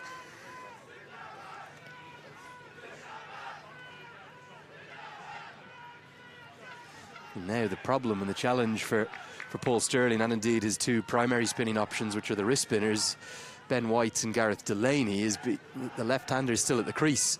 He's been given that life by Hume. In fairness, some sympathy with him with the slightly greasy ball and the showers that we've had around, but really at the international level you'd expect both to be taken.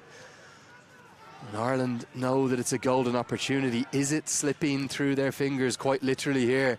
If anything now, Pakistan favourites from this position. Less than 10 runs required per over. 2 set batters, albeit having had lives. And Ben White will have a very tall task against the left-handed Fakhar Zaman now. And you'll see a lot of this. You'll see them either sliding on or sometimes out of the back of the hand. They'll probably bowl more of those than leg breaks to the left-hander. Absolutely. Cover, in fact, it's a deep point is on the boundary here in front of us. So the space is between extra cover and that point fielder. That's the googly sending it across. So he'll try and bowl into that wide position. Difficult to get the ball in the air for the left-hander from there. So good start from White. He started 2 straight in the game on Friday, got hit for 6 in the first ball of his first 2 overs. So a better start from him here. I just wondered, I know it brought about a wicket-taking opportunity from Young. I just wondered, was the spinner the right option to go with for the 7th over? These middle overs from 7 to 14 or 15 before the slog at the death, they'll be critical. Good skills, and Hume, well, makes up somewhat for those 2 drops. The good diving stop probably saved at least a single, if not more than that. Great watchfulness from the big man. Kept his eye on the ball right to the last second. Always difficult to field in those positions behind the bat when a leg spinner is bowling.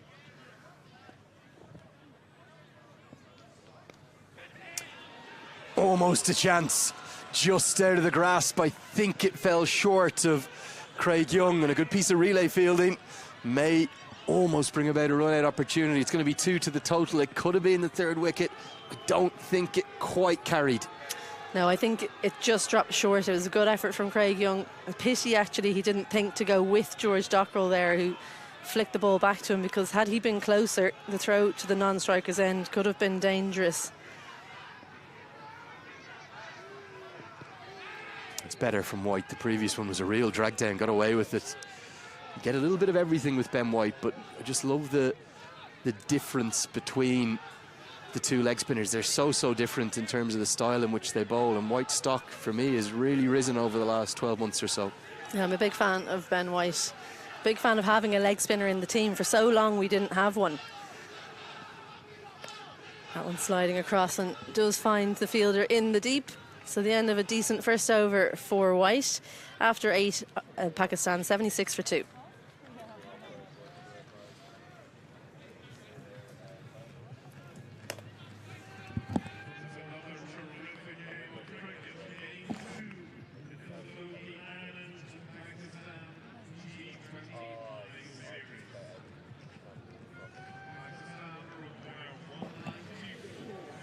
Well, a really special series, this, the Floki Ireland v Pakistan T20I series. Just speaking of this series and its importance, the great relationships between the 2 countries. Isabella was out in the crowd just having a walk around, and great to see one of the innovations from Cricket Ireland are encouraging is alongside the Irish Kidney Association. They're encouraging members of the Irish and Pakistani community here in Ireland to become organ donors. So a big thanks to Usman Haroon for organising that and putting that together. We hope that you really enjoy this day out and help to raise that awareness, the importance of organ transplants. Curtis Camphor is going to continue. In fact, he'll come back in, a change of ends for him. He'll come in from the PJ Hughes end of the ground. Now, are you surprised to see a lack of a second spinner? Is it screaming out here, for us anyway, for Harry Tector? Well, I think this is Sterling's answer to that, is the medium pace of Curtis Camphor. He'll bowl some change-ups. He's going to bowl to the longer boundaries. You'll see him bowling a little bit shorter and trying to get the batters to hit to the cover and square, because those are the longer boundaries. What they don't want is the opportunity to hit down the ground where it's very short. So they won't bowl Harry Tector from this end, I don't think. They'll only maybe replace White with him. I think it's a really good spot, actually. The encouragement is to try and force both of these batters, left and right-hander, to hit the ball square. That's why, particularly with the really short straight boundary, they're keeping both mid-off and mid-on up in the circle. Well, as you say, long off goes back, but it's one of those where actually sometimes there's no point in having a long off and long on, because if it's hit there, it's going over the fielder. So just keep those two up and bowl so that they have to really innovate to get over that gap. And again, encouraged to hit square, but he does that very nicely. Brilliant work from George Dockrell, and partnered by Andy Balbirnie.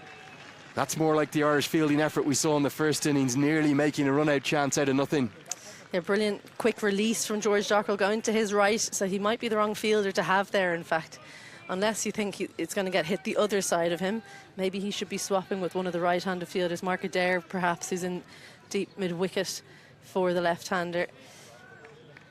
But it's difficult when there's a left-right-hand combination, because it's always changing which side of you that you think the batter's going to hit. Yeah, you don't want your fielders to be running 120 yards every time there's a single. Even the hyper-fit members of this Irish squad, the likes of Harry Tector, don't want to be doing that. It's clever bowling.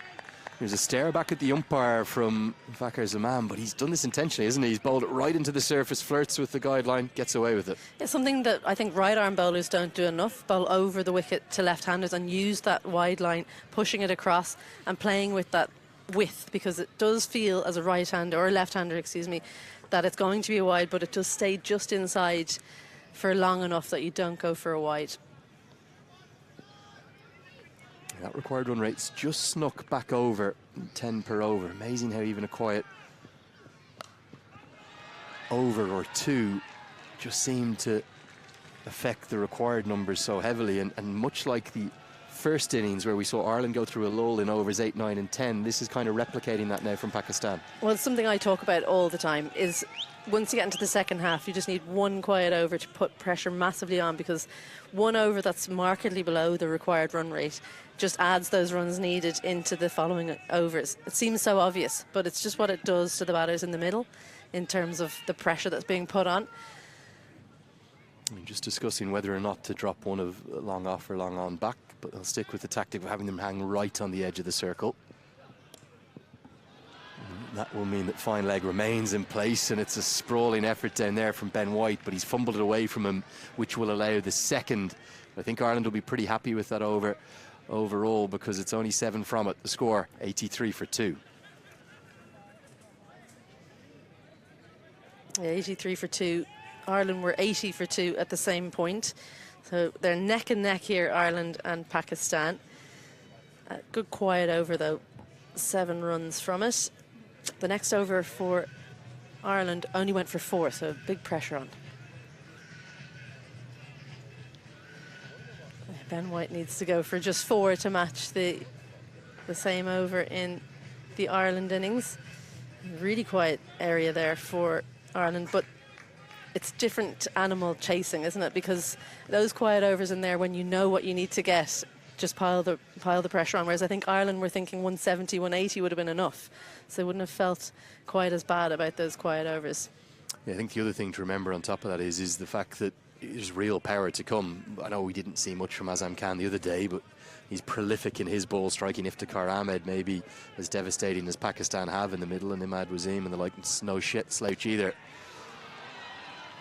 But for Ireland, what they're trying to do is just apply the pressure. They created those 2 opportunities, both of which were put down by Graham Hume. If they can find a window, what can they exploit in that Pakistan middle order?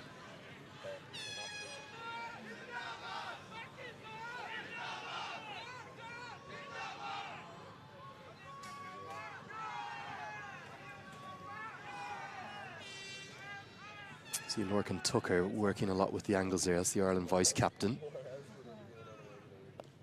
This one's floated up, brave bowling. Rizwan wanted to slog sweep it all the way out towards the pavilion. Doesn't get anything of it. It's interesting he's just done that, because what I was thinking was that Ireland have managed in the last few overs to force Pakistan to try something different. Before that, they'd just been standing and hitting. Now Ireland trying to force them to find boundaries from somewhere. No easy boundaries coming. Cut away, but protection out there, deep backwards.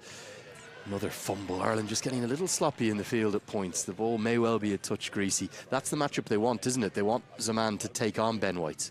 They do. They want him to try and hit down the ground. That's the longer hit. That's why White is bowling from that end, the castle end.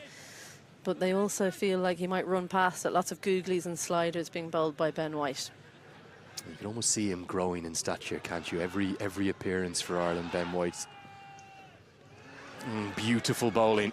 Now, I used to bowl wrist spin, as you know. I didn't pick that out of the back of the hand, and it should have been easier to pick from behind. And I can guarantee you, Mohammad Rizwan didn't pick that either. He thought it was a leg break. It's cut him in half. Great skills.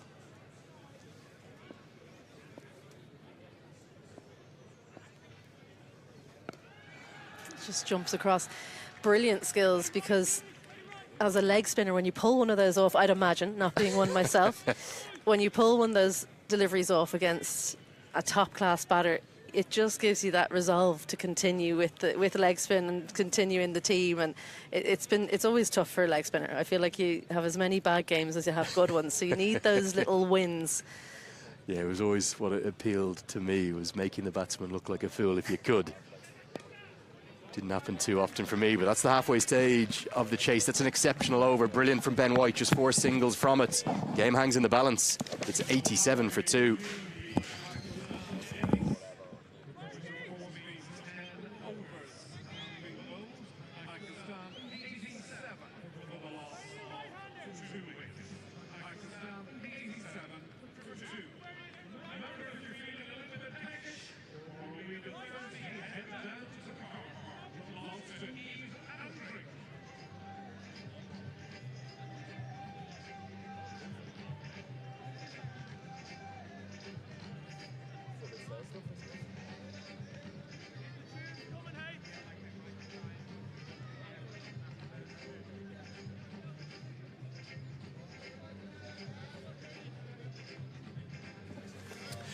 Game on here at Clontarf in this second T20 International. Mohammad Rizwan is 43 from 30 and Fakhar Zaman 35 from 23. 107 runs required in the last 10 overs. It really is game on. Bowlers have to be brave now. 87 for 2. Chances have gone down. How expensive. Graham Hume has spilled 2 of them. And it's those kind of chances, and you look back and you think that's where we lost the game, but you've got to forget that, put it in the back of your mind and reboot. That's a difficult thing to do sometimes if you've dropped 2 catches like that. One man who has been brave, Alan, is Ben White. He's bowled beautifully. 2 overs for 8, varied his pace, bowled wicket to wicket. And again, as this run rate extends, that's really what Ireland have got to do, and have to take their chances. No, absolutely. Both 2 overs of leg spin. To the likes of Mohammad Rizwan and Fakhar Zaman, you know, conceding 8. You've done a wonderful job for your skipper. Now, Fakhar Zaman, 35 from 23. Curtis Camphor, the bowler. Smashes it, absolutely brutalizes this from Camphor. You don't want to be in the way of that. The power with which these players hit the ball now, Fakhar Zaman, that went like a bullet. Gosh. I think he decided early on, maybe about there, that this is going to disappear. Bang, look at that, almost his feet were off the floor.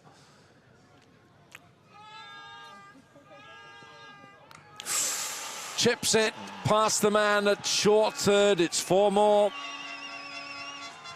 And the worry, is this going to be a no ball? It'll be interesting to see. I don't know whether there was a signal from Aidan Seaver, but it looked certainly above hip high. Yes, indeed. And And that is a free hit. That's exactly what you don't want if you're Ireland. Pressure on bowlers here, even though that asking rate is, well, it's up around the 9. So dangerous to bowl to, Fakhar Zaman. Doesn't matter. It's a no ball. It's a free hit. Doesn't matter. Paul Stirling knew it.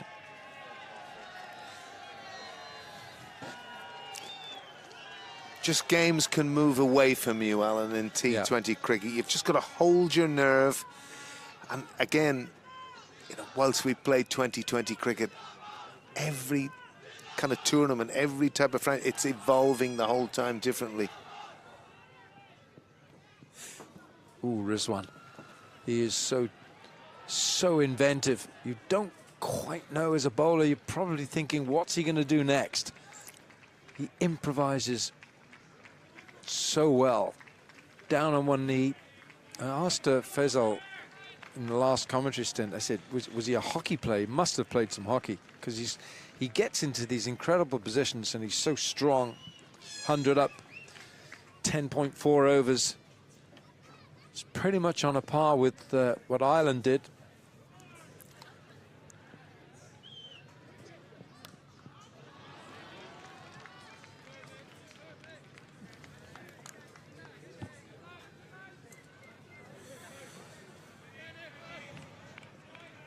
.55 balls remaining, 93 to win, 8 wickets in hand. You'd think that Pakistan have this.